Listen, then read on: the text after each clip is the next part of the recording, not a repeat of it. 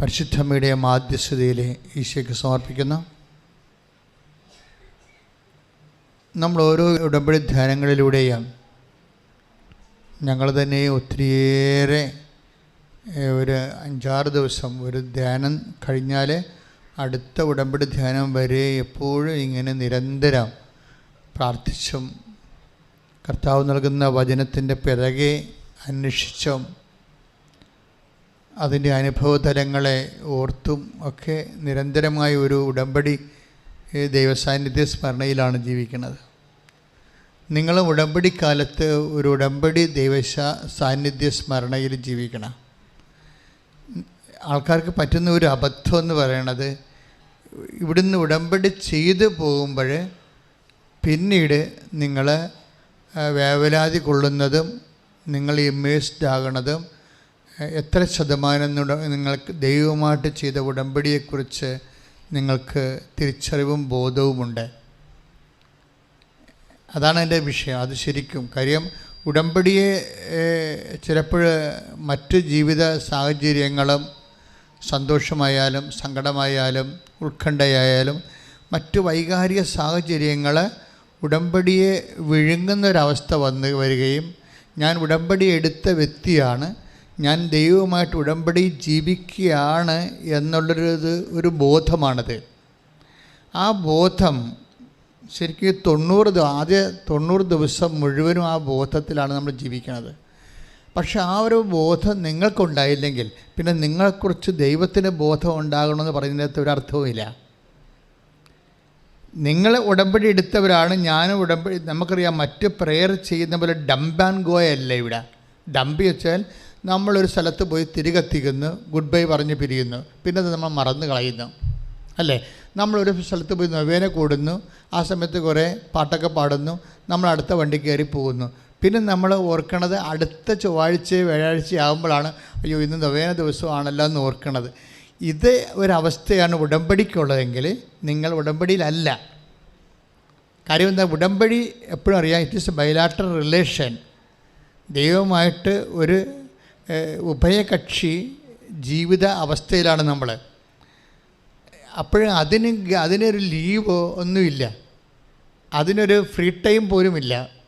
ഉടമ്പടിക്കൊരു free time, ഇപ്പോൾ ക്ലാസ്സാണ്, ക്ലാസ്സിന് സ്വാഭാവികമായിട്ടൊരു ഫ്രീ ടൈം ഉണ്ടാകത്തില്ല, ഇൻ്റർവെൽ എന്ന് പറയത്തില്ലേ. പക്ഷെ ഉടമ്പടിക്ക് ഇൻ്റർവെല്ലില്ല. കാര്യം ഉടമ്പടിയിൽ എങ്ങനെ ഇൻ്റർവെൽ വെക്കാൻ പറ്റും? നിങ്ങൾ ദൈവവുമായിട്ട് ഉടമ്പടി ചെയ്തിരിക്കുകയാണ്.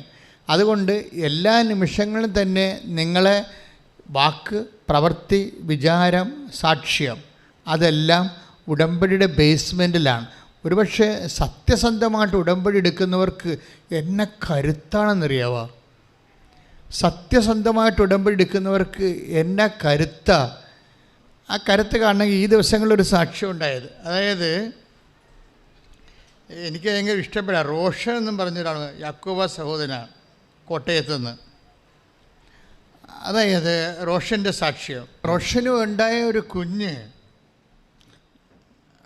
മരിക്കുമെന്ന് പറഞ്ഞപ്പോൾ റോഷനൊരു ഫീല് ചെയ്തില്ല. എന്താ അദ്ദേഹം സാക്ഷ്യത്തിൽ പറഞ്ഞു വെച്ച് കഴിഞ്ഞാൽ അത് മാതാവ് തന്ന കുഞ്ഞല്ലേ എന്നാണ് പറയണത്. അപ്പം ഹീസ് കോൺഷ്യസ് അബൌട്ട് ദാറ്റ്. അതായത് അതിനെക്കുറിച്ചൊക്കെ നല്ല ബോധമുണ്ട്. ഇതുപോലെ ഓരോ സമയത്തും ഉടമ്പടി കാലങ്ങളിൽ എന്തെങ്കിലും ഒരു നെഗറ്റീവ് നമുക്ക് സംഭവിച്ചാൽ ഓട്ടോമാറ്റിക്കായിട്ട് നമുക്ക് ദൈവത്തിൻ്റെ ഉടമ്പടിയെക്കുറിച്ച് ഓർമ്മ വന്നാൽ പോരാ. ഓർമ്മയെ പോസിറ്റീവായിട്ട് വരണം. ദൈവത്തോട് നമ്മൾ ഉടമ്പടി ചെയ്തതല്ലേ എന്നുള്ളത് പോസിറ്റീവായിട്ടാണ് വരേണ്ടത്. അങ്ങനെ ഒരു കാര്യം എനിക്ക് പലപ്പോഴും സാക്ഷ്യങ്ങൾ കേൾക്കുമ്പോൾ തോന്നുന്നത് ഉടമ്പടി ഒരു ഫങ്ഷൻ അല്ല, ഉടമ്പടി ഒരു ഫീലിംഗ് ആണ് ശരിക്കും. ഇതാണ് വ്യത്യാസം. എപ്പോഴും ആ ഫീലിംഗ് ഇങ്ങനെ ഉണ്ടായിക്കൊണ്ടിരിക്കും. ഉടമ്പടി ഒരു ഫങ്ഷൻ ആണെങ്കിൽ ആ ഫങ്ഷൻ കഴിയുമ്പോൾ നമുക്ക് ഫ്രീ ആണ്. ഫീലിംഗ് ആണെങ്കിൽ ഫീലിങ്ങിൽ നമ്മൾ ഫ്രീ അല്ല. ആ വ്യത്യാസം അതാണ്. ഇപ്പം നമ്മുടെ അപ്പൻ മരിച്ചു, അതൊരു ഫീലിംഗ് ആണ്, നമ്മൾ ഫ്രീ അല്ല. ആ ദുഃഖം നമുക്കങ്ങ് നിൽക്കുന്നോ? അതിനേക്കാൾ തീവ്രമായ എന്തെങ്കിലും ബന്ധങ്ങളുള്ള ഒരു അവസ്ഥയിൽ നിന്നാണ് നമുക്ക് മിസ് ചെയ്യണമെങ്കിൽ it's a feeling, it's not a function. അപ്പൻ്റെ മരണം ഒരു ഫങ്ഷനാണോ? അല്ല, അതൊരു ഫീലിംഗാണ്. ഉടമ്പടി ഒരു ഫങ്ഷനാണോ? അല്ല, ഇറ്റ്സ് എ ഫീലിംഗ്. അതുകൊണ്ട് ആ ഫീലിങ്ങിന് ഇൻ്റർവെല്ലില്ല. പ്രാർത്ഥിക്കുക, കർത്താവായ ദൈവമേ, ഉടമ്പടി ഒരു ബോധമാണെന്ന്, ആ ബോധം ഒരു നിലനിൽപ്പിന്റെ വികാരമാണെന്ന് തിരിച്ചറിയാനുള്ള കൃപയാൽ എന്നെ നിറക്കണമേ. ശ്രുതിക്കട്ടെ ഹല്ലേലൂയ. വിവേചനവും ഇതെല്ലാം പരിശുദ്ധാത്മാവിൻ്റെ ദാനമായിട്ട് വരുന്നത്. ഇതിന് ഈ role of the Holy Spirit ഉടമ്പടിയുടെ മെക്കാനിസത്തിൽ ഭയങ്കര പ്രിൻസിപ്പൽ പാർട്ടാണ് വരുന്നത്. ഇതൊരു പരിശുദ്ധാത്മാവ് ഇതര പ്രാർത്ഥനാ രൂപമല്ലത്. പരിശുദ്ധാത്മാവ് നമ്മുടെ എല്ലാ പ്രാർത്ഥനാ രൂപങ്ങളുടെയും മൊബിലിറ്റി, അതുപോലെ അതിൻ്റെ ഒരു ഡൈനാമിസം വർക്ക് ചെയ്യണത് പരിശുദ്ധാത്മാവിൽ അധിഷ്ഠിതമാണ് എല്ലാ പ്രേയർ രൂപങ്ങളും. അപ്പോൾ ഉടമ്പടി എന്ന് പറഞ്ഞത് ഒരു മരിയൻ പ്രേയറാണെന്ന് പറഞ്ഞിട്ട് പരിശുദ്ധാത്മാവിന് അവിടെ ഒന്നും ചെയ്യാനില്ലെന്നല്ല. മരിയൻ പ്രേയറായത് കൊണ്ട് തന്നെ അത് ഫുൾനെസ് ഓഫ് ഹോളി സ്പിരിറ്റിലെ വർക്ക് ചെയ്യത്തുള്ളൂ. പരിശുദ്ധാത്മാവിൻ്റെ പൂർണ്ണതയിൽ പ്രാർത്ഥിക്കുക, കർത്താവായ ദൈവമേ, ഉടമ്പടി എടുത്ത് എല്ലാവരെയും പരിശുദ്ധാത്മാവിന്റെ പൂർണ്ണതയിലേക്ക് ഫലദായകമായി വളർത്തണമേ, അഭിഷേകം ചെയ്യണമേ. ശ്രുതികട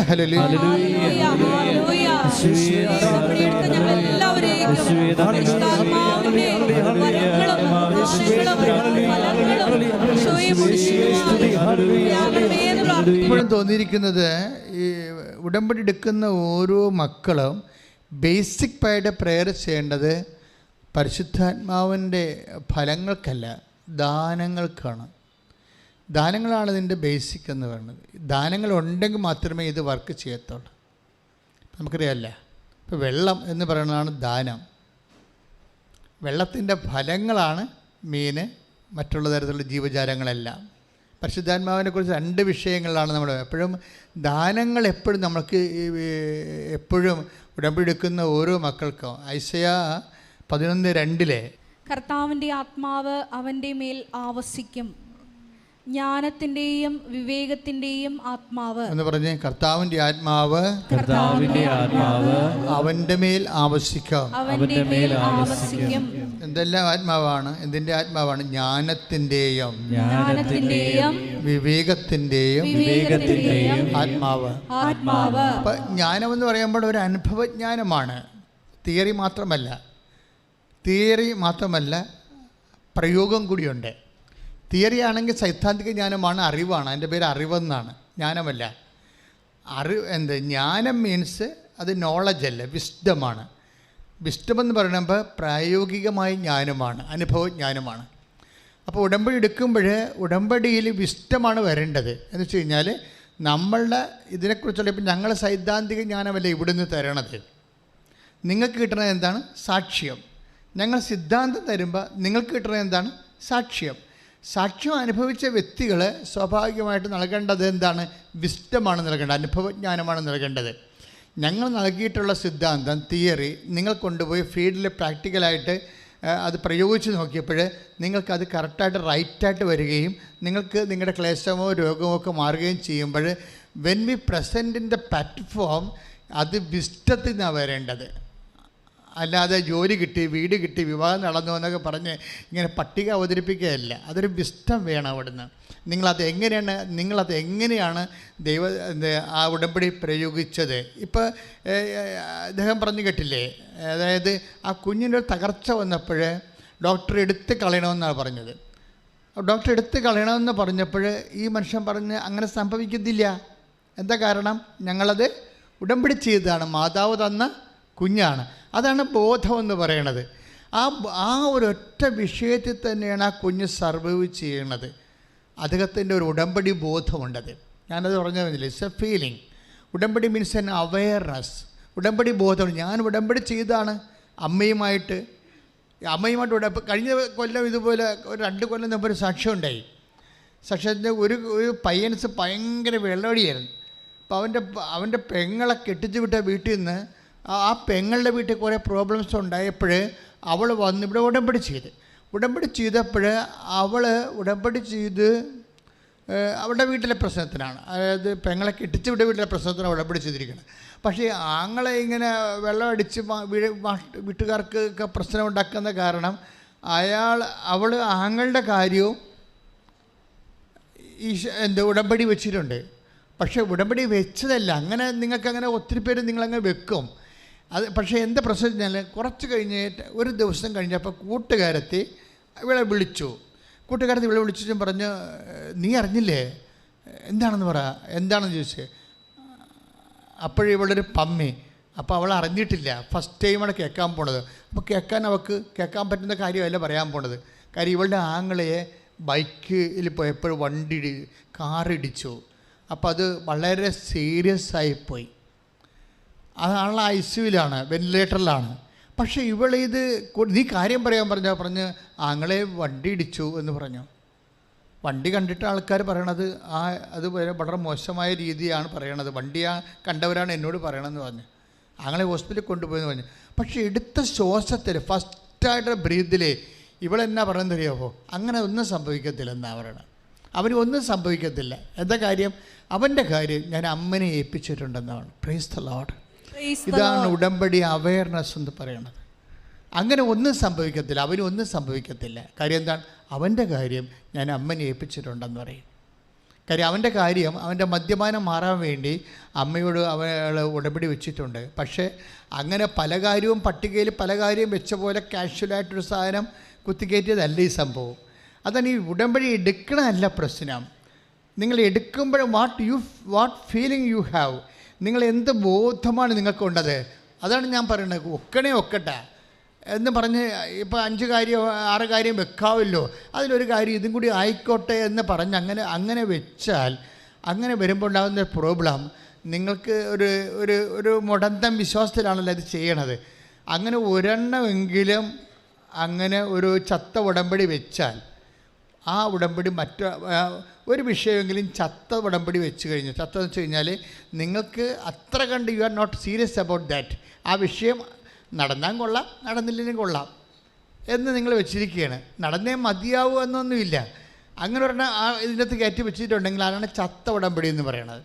ചത്ത ഉടമ്പടിയുടെ 6 കാര്യങ്ങളുണ്ട്. അതിനകത്ത് ഒരെണ്ണം ഇങ്ങനെ കാഷ്വലായിട്ട് വെച്ചിരിക്കുന്നതാണ്. അത് ചത്തുപോയി കഴിഞ്ഞാൽ അത് സ്വാഭാവികമായിട്ട് നിങ്ങളുടെ എല്ലാ ഇൻറ്റൻഷനും അത് ബാധിക്കും. കാര്യം എന്താണ്? നിങ്ങളല്ലേ വെക്കണത്. നിങ്ങളല്ലേ വെക്കണത്.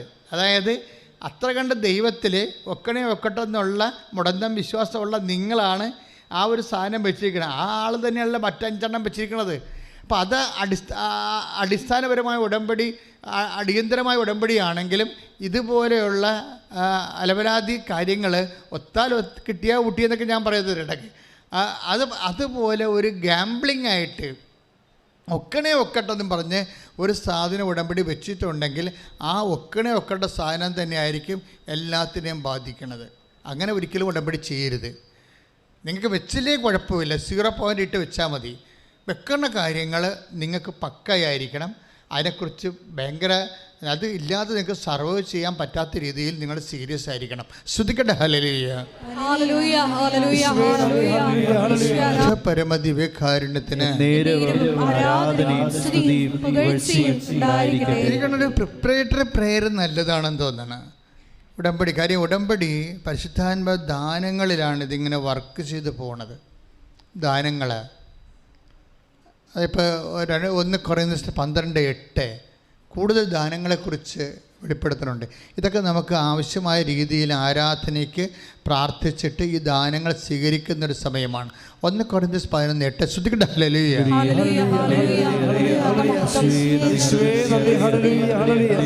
1 കൊരിന്ത്യർ 12:8 ഒരേ ആത്മാവ് തന്നെ ഒരാൾക്ക് വിവേകത്തിന്റെ വചനവും എന്ന് പറഞ്ഞ ഒരേ ആത്മാവ് തന്നെ ഒരാൾക്ക് വിവേചനത്തിന്റെ വചനവും. നിങ്ങൾ ഒരു കാര്യം ചിന്തിക്കുമ്പോൾ തന്നെ അതിൽ പരിശുദ്ധാത്മാവോ ദുഷ്ടാത്മാവോ ലോകാത്മാവോ ഉണ്ടാകാം. ഒരു ഉടമ്പടി ഇരിക്കുന്ന വ്യക്തിക്ക് ലോകാത്മാവ് ഉണ്ടാകാൻ പാടില്ല. അപ്പം തന്നെ അത് വിവേചിക്കണം. ഉടനെ ഓട്ടോമാറ്റിക് വിവേചനം വരേണ്ടതാണ്. എന്താ പ്രശ്നം വെച്ചാൽ നിങ്ങൾ പറയുന്ന പല കാര്യങ്ങളിലും ലോകാത്മാവും ഉണ്ടാവും, ദുഷ്ടാത്മാവും ഉണ്ടാവും. ലോകാത്മാവ് എന്ന് വെച്ചാൽ വ്യക്തികൾക്ക് അഹങ്കാരം ഉണ്ടാവും. അഹങ്കാരം മൂത്ത വർത്തമാനങ്ങൾ നിങ്ങൾ പറഞ്ഞുകൊണ്ടിരിക്കുന്ന സംഭവം. ഇപ്പോൾ ഒരാൾ ഒരു കാര്യം പറഞ്ഞപ്പോൾ നിങ്ങൾ അതിനെ നിഷേധിച്ചുകൊണ്ട് വേറൊരു സംഭവം പറഞ്ഞു. അപ്പോൾ ഉടനെ ആത്മാവ് നിവേദിക്കണം, ഇത് നിൻ്റെ അഹങ്കാരമാണ്, നീ പറയണറിയാം, നിനക്ക് തെറ്റാണെന്നറിയാം, പക്ഷേ ഇവിടെ ജയിക്കാൻ വേണ്ടി ഒരു അഭ്യാസം കാണിക്കുകയാണ്. അതാണ് വിവേചനം. നിനക്ക് തന്നെ അറിയാം നീ പറയണത് പുട്ടത്തരമാണെന്നറിയാം, പക്ഷേ ഇവിടെ പിടിച്ചു നിൽക്കാൻ വേണ്ടി നീ ഒരു നമ്പർ കാണിക്കുകയാണ്. ദാറ്റ് മീൻസ് അതാണ് ഒരു വിവേചനമെന്ന് പറയുന്നത്. ഇത് ഓട്ടോമാറ്റിക്കായിട്ട് സംഭവിക്കണം. ആരും പറഞ്ഞു തരണ്ട. ആ വിവേചനം ദാനമാണ്. ഈ ദാനങ്ങൾ ശക്തിപ്പെട്ടാൽ മാത്രമേ വരങ്ങളുണ്ടാകത്തുള്ളൂ, ഫലങ്ങളുണ്ടാകത്തുള്ളൂ. വരങ്ങളല്ല, ഫലങ്ങളെന്ന് പറയുമ്പോൾ ഇത് ഉടമ്പടിയുമായിട്ട് കണക്റ്റഡ് ആണ് ശരിക്കും. ഒന്ന് പ്രാർത്ഥിക്കുക. കർത്താവായ ദൈവമേ, പരിശുദ്ധ ഉടമ്പടി സത്യമായി ചെയ്യാൻ, സത്യസന്ധമായി നിറവേറ്റാൻ അതിൻ്റെ പ്രാഥമികമായ അടിത്തറയായ പരിശുദ്ധാത്മാ ദാനങ്ങളാൽ, അറിവിനാൽ, വിവേകത്താൽ, ജ്ഞാനത്താൽ, വിവേചനത്താൽ എന്നെ അഭിഷേകം ചെയ്യണം.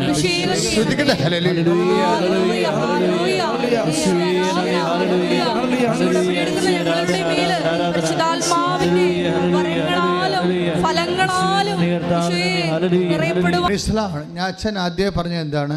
ഉടമ്പടി ഒരു അവെയർനെസ്സാണ്, ഒരു പക്ഷേ ഷാർപ്പ് ആൻഡ് സീരിയസ് അവെയർനെസ്സാണ്. സാധാരണ ഒരു ലോ ലെവലിലുള്ള ഓർഡിനറി അവെയർനെസ് അല്ല, ഷാർപ്പാണ്. കാര്യം ദൈവവുമായിട്ട് അതൊരു കക്ഷി ദൈവമാണ്. മനസ്സിലായില്ലേ?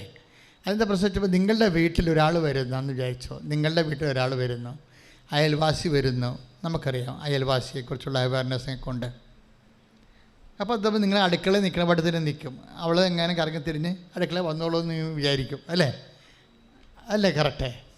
ഏറ്റവും അടുപ്പമുള്ള കൂട്ടുകാരത്തിയാണെങ്കിൽ അങ്ങനെ ഒരു നമ്മൾ പിന്നെ അവിടെ. പക്ഷെ ആളെ കൂടി അതൊരു മിനിസ്റ്റർ ആകണമെന്നുണ്ടെങ്കിൽ നിങ്ങൾക്ക് എക്സൈറ്റ്മെൻറ്റായി. പിന്നെ നിങ്ങൾ വീടും കോലവും നമ്മുടെ ഡ്രസ്സുമൊക്കെ നിങ്ങൾ ശ്രദ്ധിച്ച് പിന്നെ ആകപ്പാട് പ്രശ്നമായി. ഒന്നെങ്കിൽ പറ്റാത്തതാണെങ്കിൽ നിങ്ങൾ ഒളിച്ചോടി കളയും, നാട് വിട്ടു പോകുന്നത് ഇല്ല. അതായത് നിങ്ങൾക്ക് സ്വീകരിക്കാൻ പറ്റാത്ത നിങ്ങളുടെ ഇടം പോണ ഒരു അവസ്ഥയിലേക്കാണെന്നുകൊണ്ട് നിങ്ങൾ ആകപ്പാട് ചളിപ്പാവും, ചമ്മലാവും ശരിക്കും. ഇതിപ്പോൾ ആരാണ് ഉടമ്പടിയോട് വരുമ്പോൾ? ദൈവമാണ് അതർ സൈഡ് വരണത്. അതെൻ്റെ വിഷയം. ഷാർപ്പായിരിക്കണം എന്ന് പറഞ്ഞതിൻ്റെ കാര്യം അതാണ്. നമ്മൾ ഉടമ്പടി ചെയ്തിരിക്കുന്ന ആരുമായിട്ടാണ്? ഇതിൻ്റെ അത് ദൈവത്തിൻ്റെ ഒരു എളിമയെന്ന് പറയണത് അതാണല്ലോ ഇത് മുഴുവൻ വർക്കൗട്ട് ചെയ്യണത്. ദൈവം ഇത്രയും താഴ്ന്ന് നമ്മളുടെ ജീവിതാവസ്ഥകളിലേക്ക് വരാൻ ദൈവം ഒരു ഇടമുണ്ടാക്കിയത് കൊണ്ടാണ് നമ്മൾ രക്ഷപ്പെട്ടത്. അതുകൊണ്ടാണ് അത് ബൈബിളിൽ ആദ്യം മുതൽ പറയുന്ന സംഭവമാണ്. അവൻ പ്രകൃത്യാ ദൈവമായിരിക്കവേ ദൈവത്തോടുള്ള സമാനത മുറുകെ പിടിക്കേണ്ട കാര്യമായി പരിഗണിക്കാതെ ദാസനായി.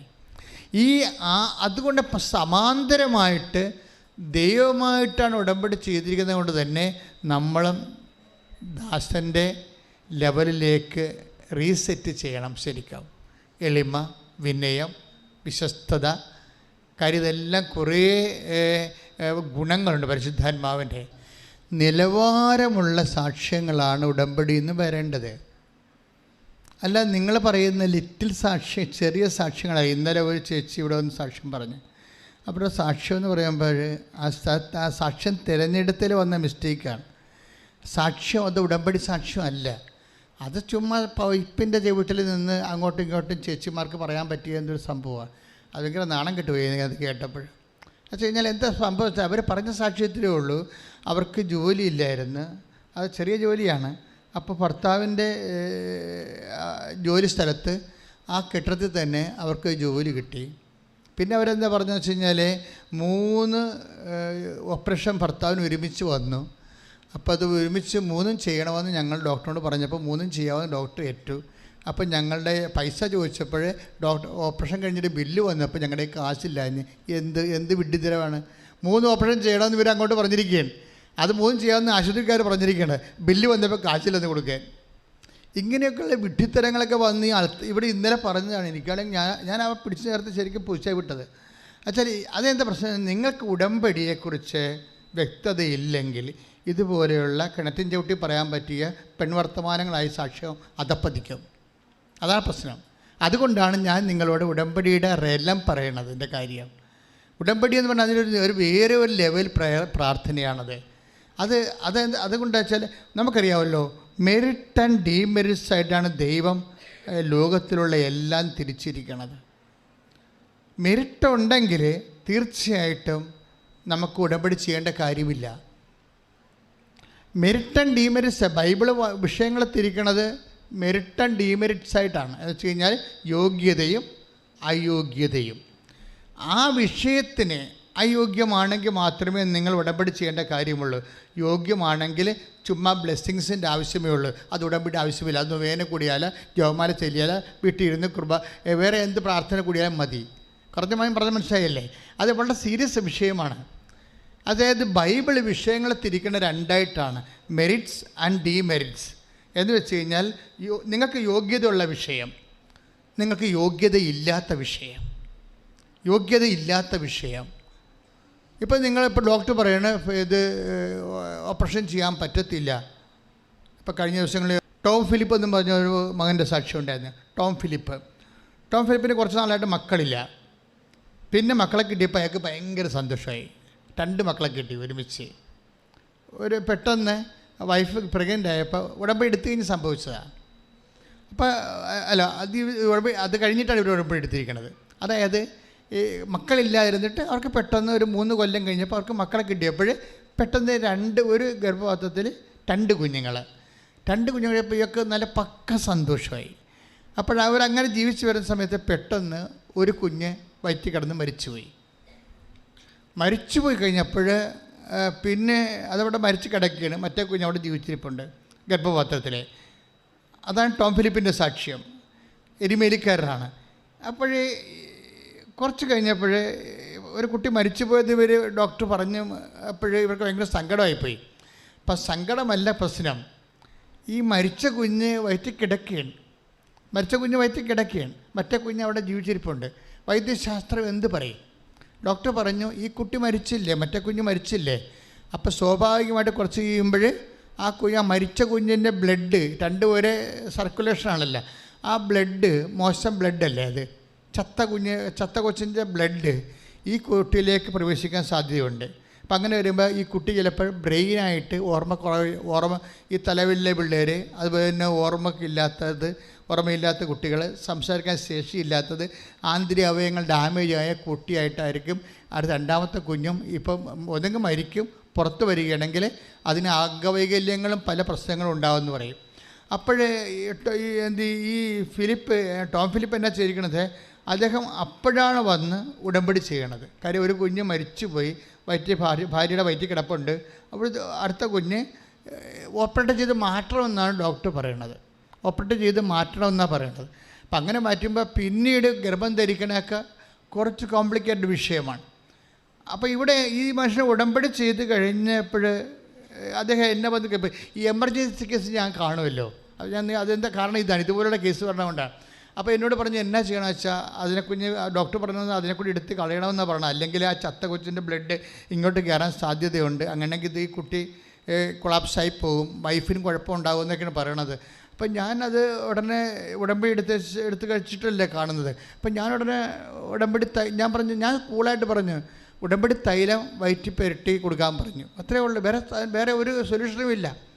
ഉടമ്പടി തൈലം ഭാര്യയുടെ അടിവയറ്റിൽ പുരട്ടി കൊടുക്കാൻ പറഞ്ഞു. കുറിച്ചിട്ട് വിശ്വാസപ്രമാണം പുരട്ടി കൊടുക്കാൻ പറഞ്ഞു. That's okay. അല്ല ഞാൻ എടുത്തു കളയണമെന്ന് ഞാൻ പറഞ്ഞില്ല. അല്ലെങ്കിൽ എനിക്ക് വേണേൽ പറയാം, ഡോക്ടർ പറയണ പോലെ ചെയ്യാൻ പറയാം. അപ്പോൾ കർത്താവ് എന്നെ പിടിക്കും. പിന്നെ നിന്നെ എന്തിനാണ് ഇവിടെ വെച്ചിരിക്കണമെന്ന് ചോദിക്കും. അതിലെ പ്രശ്നം. നിനക്ക് വിശ്വാസമില്ലാത്ത ഉടമ്പടി തൈലം നീ എന്തിനാണ് ജനങ്ങൾക്ക് കൊടുക്കണമെന്ന് ചോദിക്കും. അതാണ് പ്രശ്നം. അപ്പം ഞാൻ അല്പം സംശയമില്ല പറഞ്ഞു, ഒരു കുഴപ്പമില്ല, ആ കുട്ടി മരിക്കത്തില്ല. കുട്ടിയെ കർത്താവിൻ്റെ ഉടമസ്ഥയിലേൽപ്പിക്കണം. നീ ഉടമ്പടി തൈലം എടുത്തിട്ട് വിശ്വാസ പ്രമാണം ചൊല്ലിയിട്ട് നീ വൈഫിൻ്റെ അടിവയറ്റ് തേച്ച് കൊടുക്കാൻ പറയും. അതോടുകൂടി ആ കുട്ടി രക്ഷപ്പെട്ട്. ആ കുട്ടിയെ കൊണ്ടാണ് അയാൾ സാക്ഷ്യം പറയാൻ വന്നിരിക്കണത്. പക്ഷേ എന്താ പ്രശ്നം വെച്ച് കഴിഞ്ഞാൽ, ഒരു ഇഷ്യൂ ഉണ്ടാകുമ്പോൾ നമ്മൾ എന്ത് നിലപാടെടുക്കുന്നു എന്നുള്ളതാണ് നമ്മുടെ ഉടമ്പടി ലെവലെന്ന് പറയണത്. ഉടമ്പടി എന്ന് പറയുന്നത് അതിൽ നേർച്ച വസ്തുക്കൾ പ്രവർത്തിക്കണം മാത്രമല്ല, അത് ഇപ്പം നിങ്ങൾ ഒരു ജനറേറ്റർ, ഇപ്പം നമ്മൾ ഈ കറക്റ്റ് സ്റ്റാർട്ടാക്കണ ഒരു ജനറേറ്റർ ഇല്ലേ, ആ ജനറേറ്റർ കൊണ്ടുവന്ന് വെച്ചിരിക്കുകയാണ്. അപ്പോൾ ജനറേറ്ററിന് നമുക്ക് വേണമെങ്കിൽ ഒരു 30,000 വാട്ട് വർക്ക് ചെയ്യുന്ന ആണെന്ന് വിചാരിച്ചോ. അത് നല്ല ജനറേറ്ററൊക്കെയാണ്. പക്ഷേ കറക്റ്റ് സ്റ്റാർട്ട് ചെയ്യാനുള്ള അത് ആളിനില്ലെങ്കിൽ എന്ത് പറ്റും? ഇത് വർക്കൗട്ട് ചെയ്യത്തില്ല. ഇത് നല്ല വാട്ടുള്ള ജനറേറ്ററാണ്, ഇതിന് 10 ലക്ഷം രൂപയാണെന്നൊക്കെ പറഞ്ഞിട്ട് കാര്യമില്ല. ഇത് കറക്റ്റ് സ്റ്റാർട്ട് ചെയ്യണത് ആരാണ്? അവന് ആരോഗ്യം വേണം ഇല്ലേ? ഉടമ്പടി എടുക്കാൻ അതിൻ്റേതായിട്ടുള്ള ഒരു ആരോഗ്യം ഉണ്ടാകണം, ആത്മീയ ആരോഗ്യം. അത് പ്രശ്നമാണ്. ഉടമ്പടി എടുക്കുമ്പോൾ അതിനൊരു നിലപാടുണ്ട്. ഇപ്പം ഞാനെന്താ പറഞ്ഞത്? ഒരു കുഴപ്പമില്ല, ഡോക്ടർ പറഞ്ഞ് എടുത്ത് കളയണം, അല്ലെങ്കിൽ മോശം ബ്ലഡ് കയറിയിട്ട് കുട്ടിയുടെ ആന്തരിക അവയവങ്ങൾ ദ്രവിച്ചു പോകും, അത് കുട്ടിക്ക് ഓർമ്മ ഉണ്ടാകത്തില്ല, പിന്നെ കുറച്ച് കഴിയുമ്പോൾ കൊച്ചു ചിലപ്പോൾ ചത്തുപോയെന്ന് വരുമെന്ന്. അപ്പോൾ ഞാൻ പറയും, നീ ഉടമ്പടി തൈലം കൊണ്ടുപോയി വിശ്വാസ പ്രമാണം ചൊല്ലി ഭാര്യയുടെ അടിവയറ്റി പെട്ടി കൊടുക്കാൻ പറയും. പക്ഷേ ഈ ടോം ഫിലിപ്പിനെ സംബന്ധിച്ചിടത്തോളം ആരോഗ്യമുണ്ടേ. ഞാൻ പറയുമ്പോൾ പിന്നെ സെക്കൻഡ് ഒപ്പീനിയൻ അയാൾ പോണില്ല. ഞാൻ പറഞ്ഞു, അച്ഛനിങ്ങനെ പറഞ്ഞു, എന്നാലും എൻ്റെ അമ്മയുടെ അനിയത്തിൻ്റെ മകൻ ഡോക്ടറാണ്, MD ആണ്, അമേരിക്ക പഠിച്ചതാണ്, അവനും കൂടെ ചോദിച്ചേക്കാമെന്ന് പറഞ്ഞു കഴിഞ്ഞാൽ ഈ ഉടമ്പടി തൈലത്തിൻ്റെ വിഷയം തീർന്ന് അവിടെ വെച്ച് തീരും. എന്താ കാര്യം? സെക്കൻഡ് ഒപ്പീനിയൻ എടുക്കുന്നതുകൊണ്ടാണ്. സെക്കൻഡ് ഒപ്പീനിയൻ എടുക്കരുതെന്നല്ല, അത് വിവേചിക്കാൻ പരിശുദ്ധാത്മാവ് പറയണം. പരിശുദ്ധാത്മാവ് വിവേചിക്കാൻ ഒരു സെക്കൻഡ് ഒപ്പീനിയൻ, തേർഡ് ഒപ്പീനിയൻ എടുത്തുകൊള്ളാൻ പരിശുദ്ധാത്മാവ് വിവേചിച്ച് വിവേകം നൽകിയാൽ തീർച്ചയായിട്ടും നമുക്കത് ചെയ്യാൻ പറ്റും. പക്ഷേ അതേസമയം തന്നെ കൺഫ്യൂഷൻ നിൽക്കുന്ന സമയത്ത് ആന്തരികമായ ബോധ്യം നൽകുന്നതാണ് പരിശുദ്ധാത്മാവിൻ്റെ ദാനമെന്ന് പറയണത്. മനസ്സിലായില്ലേ? പരിശുദ്ധാത്മാവിൻ്റെ ദാനം ആവശ്യമായി വരണത് അതായത് ഇപ്പം ഞാനിത് പറഞ്ഞില്ല അവനോട്, കുട്ടി മരിക്കുമെന്ന് പറയുമ്പോൾ ഞാൻ പെട്ടെന്ന് ചളുപ്പില്ല, ഞാൻ ഒരു സംശയമില്ലാതെ പെട്ടെന്ന് ഞാൻ പറഞ്ഞില്ല, അത് ചെയ്താൽ മതിയെന്ന് പറഞ്ഞാൽ അത് വിശ്വാസത്തിൻ്റെ ഒരു വിഷയമാണ്. നമ്മൾ കുറച്ച് ആലോചിച്ച് എന്താണ് ചെയ്യേണ്ടത്, അവരോട് അങ്ങനെ പറഞ്ഞാൽ മതിയോ അതോ ഇങ്ങനെ പറയണോ എന്നൊക്കെ പറഞ്ഞാൽ പിന്നീട് ലെവൽ മാറി. വിശ്വാസം എന്ന് പറഞ്ഞാൽ സ്പീഡാണ്. ഇപ്പം നീ ഒരു മലയോട് ചെന്ന് കടലിൽ ചെയ്ത് നിൽക്കാൻ ഹൃദയത്തെ ശങ്കിക്കാതെ പറഞ്ഞാൽ അതനുസരിക്കുക തന്നെ ചെയ്യുമെന്ന് പറഞ്ഞില്ല. അപ്പം ഹൃദയത്തിലുള്ള ശങ്ക എന്ന് പറയണത് നിങ്ങൾ ഒരു വലിയ വില്ലനെപ്പോലെ നമ്മൾ മരണം വരെ ഫൈറ്റ് ചെയ്യേണ്ട ഒരു സാധനമാണ്. വിശ്വാസം എന്ന് പറയണതല്ല, വിശ്വാസത്തിൻ്റെ വില്ലനെയാണ് നമുക്ക് എപ്പോഴും ടാർഗറ്റ് ചെയ്യേണ്ടത്. വിശ്വാസം അതിന് എതിരായുള്ള സാധനം എപ്പോഴും വർക്ക് ചെയ്തുകൊണ്ടിരിക്കും. വിശ്വാസത്തെ വളർത്തണതിന് അതിൻ്റെ എതിരായിട്ടുള്ള സംഭവത്തെ നമ്മൾ എപ്പോഴും, വിശ്വാസത്തെ വളർത്താൻ നിങ്ങൾ ഉദ്ദേശിക്കുന്നുണ്ടെങ്കിൽ അതിൻ്റെ എതിരായിട്ടുള്ള അവിശ്വാസത്തെയാണ് നമ്മൾ ടാർഗറ്റ് ചെയ്യേണ്ടത്. അതുകൊണ്ടാണ് കർത്താവേ ഞാൻ വിശ്വസിക്കുന്നു എന്ന് പറഞ്ഞിട്ട് എന്താ പറയണത്? എൻ്റെ അവിശ്വാസത്തെ 9:24 ശ്രദ്ധിക്കട്ടെ. ഹല്ലേലൂയ, മർക്കോസ് 9:24 ശ്രദ്ധിക്കട്ടെ.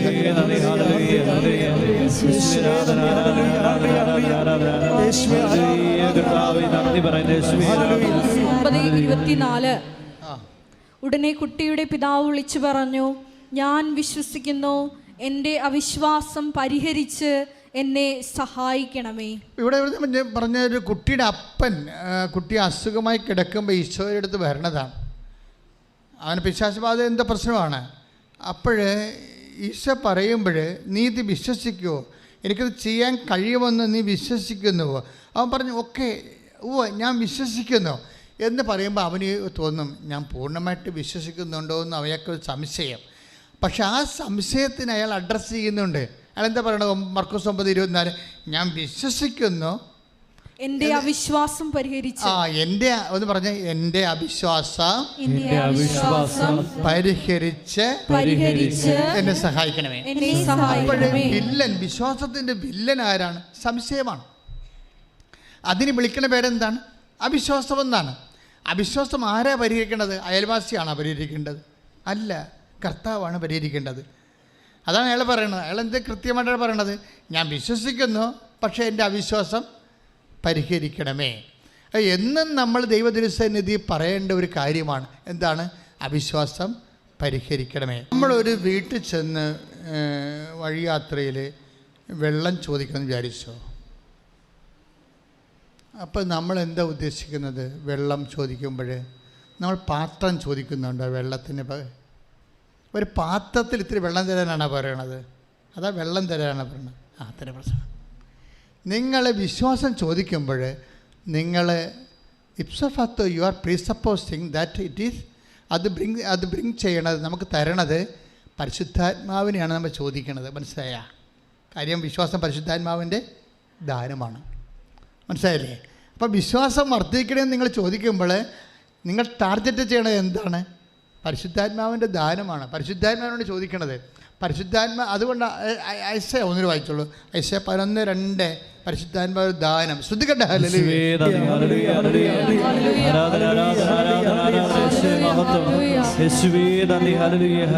ഏശയ്യ 11:2 ജ്ഞാനത്തിൻ്റെയും വിവേകത്തിൻ്റെയും ആത്മാവ്, ഉപദേശത്തിൻ്റെയും ശക്തിയുടെയും ആത്മാവ്, അറിവിൻ്റെയും ദൈവഭക്തിയുടെയും ആത്മാവ്. 1 കൊരിന്ത്യർ 12:8 ശ്രദ്ധിക്കട്ടെ. ഹല്ലേലൂയ.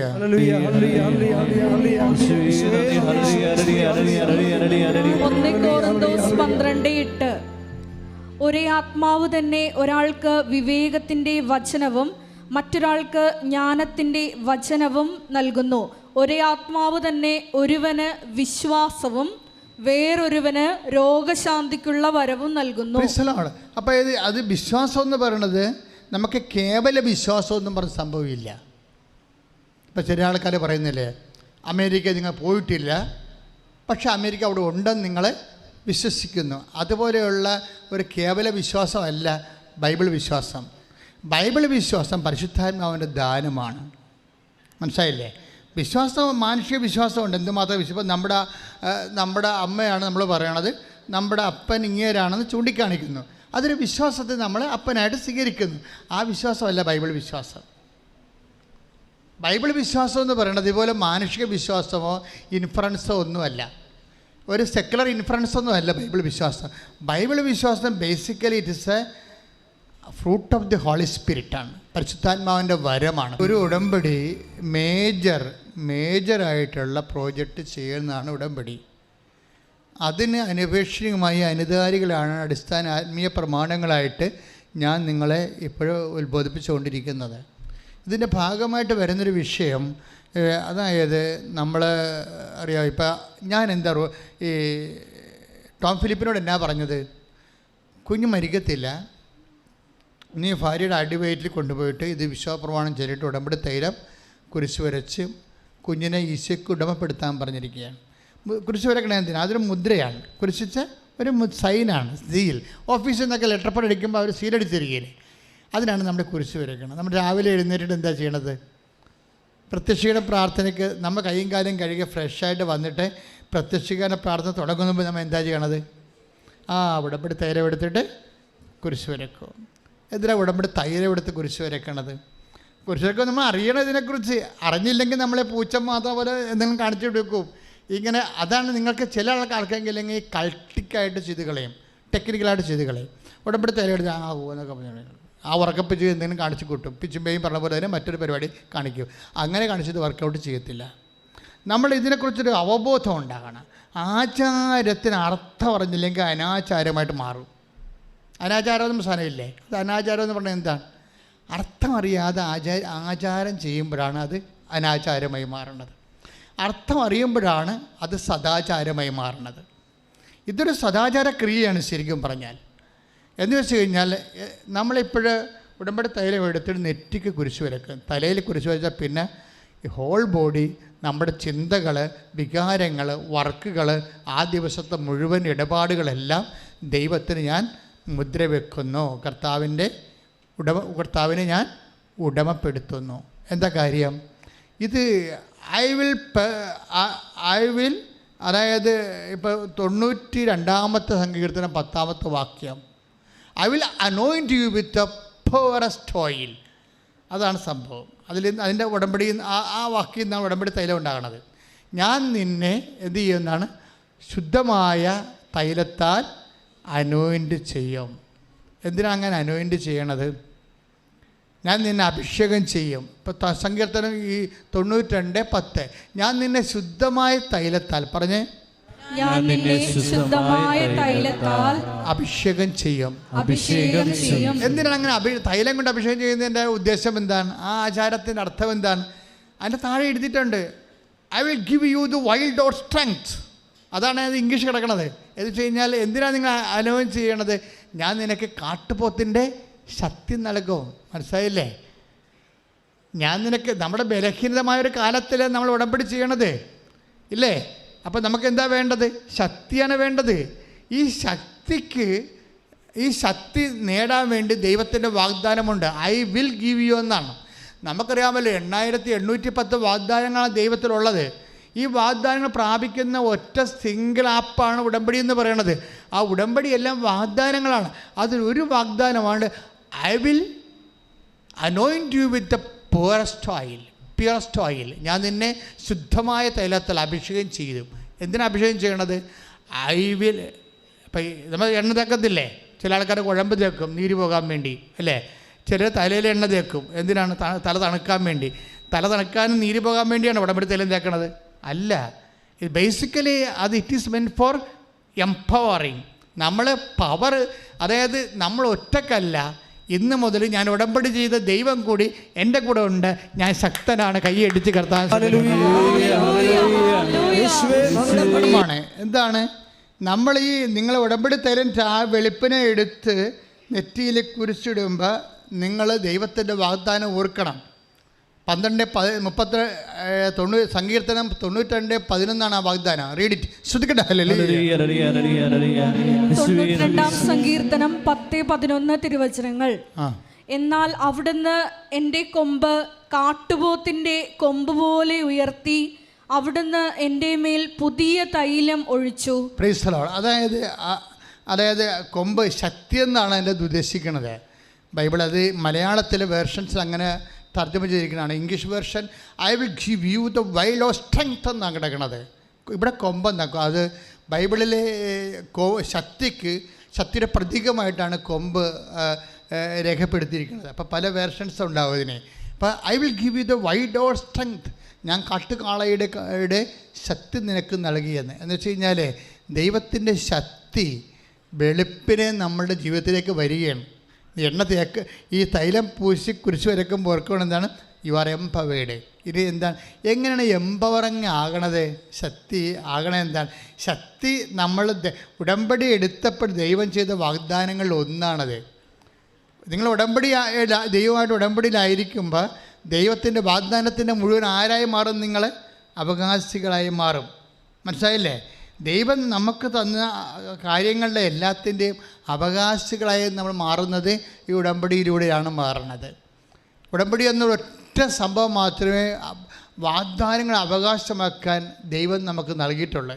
അപ്പോൾ ഇതൊക്കെ ഓർത്തിട്ട് വേണം ഈ തൈലം ആദ്യമേ തേക്കാൻ. ദൈവത്തിൻ്റെ വാഗ്ദാനമാണ് നിന്നെ ശക്തനാക്കുന്നത്. ശക്തനാക്കുമ്പോൾ എപ്പോഴും ഓർക്കേണ്ടത് എന്താണ്? എങ്ങനെയാണ് നമ്മൾ ശക്തനാകണത്? നമ്മൾ ശക്തനാകണത് എങ്ങനെയാണ്? ഇപ്പം ജോഷുവയോടും ദൈവം എന്താ പറഞ്ഞത്? എങ്ങനെയാണ് ജോഷുവനെ ശക്തമാക്കിയത്? ജോഷുവനെ ശക്തമാക്കിയത് എങ്ങനെയാണ്? ജോഷുവ 1:9 നമ്മൾ വായിക്കണില്ലേ? എന്താ പറഞ്ഞത്? ശക്തനും ധീരനുമായിരിക്കുക. ഇപ്പം ശരിക്കും പറഞ്ഞാൽ ഈ തൈലം തേക്കുമ്പോൾ നമ്മൾ പറയേണ്ട വാക്ക് അതാണ്. ശക്തനും ധീരയുമായിരിക്കുക.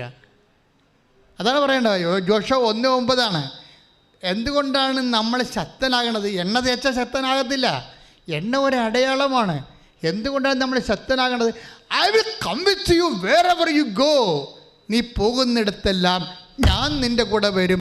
എല്ലാവരും ചെയ്യുന്ന കാര്യമാണ് ഉടമ്പടി തൈലമെടുത്ത് വെളുപ്പിനെ നെറ്റിക്ക് തേക്കുക എന്നുള്ളത്. അതിൻ്റെ കൊണോട്ടേഷൻസ് ഇംപ്ലിക്കേഷൻസൊക്കെ പോക്കൊണ്ടില്ലേ? അത് എന്തിനാണ് ഉദ്ദേശിക്കുന്നത്? അതുകൊണ്ട് ശക്തനും ധീരനുമായിരിക്കുക. കാര്യം എന്താണ്? അത് സങ്കീർത്തനം 92:10-11 വചനം കിടക്കുന്നത്. തൈലം തേക്കുമ്പോൾ I will anoint you with the purest oil. ഞാൻ നിന്നെ ഉടമ്പടി തൈലത്താൽ, ശുദ്ധമായ തൈലത്താൽ അഭിഷേകം ചെയ്യും. എന്തുകൊണ്ടാണ്? I will empower you. ഞാൻ നിന്നെ ശക്തനാക്കും. എങ്ങനെയാണ് ശക്തനാക്കുന്നത്? അതായത് I will give you the wild or strength. കാട്ടുകാളയുടെ ശക്തി നൽകും. കാരണം നമ്മൾ ബലഹീനമായ കാലത്താണല്ലോ ദൈവത്തിൽ ഉടമ്പടി എടുക്കുന്നത്. അത് എപ്പോഴും എങ്ങനെയാണ് നമ്മൾ ശക്തനാക്കണത്? അതാണ് ജോഷുവ 1:9 പറയണത്. എന്താണ്? ശക്തനും ധീരനുമായിരിക്കുക, ശക്തയും ധീരയുമായിരിക്കുക. എന്താ കാര്യം? നീ പോകുന്നിടത്തെല്ലാം ഞാൻ നിൻ്റെ കൂടെ വരും. മനസ്സിലായി? അപ്പം ശക്തനായിരിക്കുക, ശക്തയായിരിക്കുക എന്ന് പറയുമ്പോഴേ ഈ തൈലം തേക്കുമ്പോൾ തന്നെ ഓർക്കുമ്പോൾ ശക്തി വരണത് തൈലത്തിൽ നിന്നല്ല. പിന്നെന്താണ്? ഈ വിശ്വാസം പ്രഖ്യാപിക്കുക നിമിത്തം, ഉടമ്പടിയിൽ ആശ്രയിക്കുക നിമിത്തം അതിൻ്റെ വാഗ്ദാനമായ ദൈവത്തിൻ്റെ സാന്നിധ്യം നമുക്ക് അവകാശമാകുന്ന കൈയടിച്ച് കർത്താവ്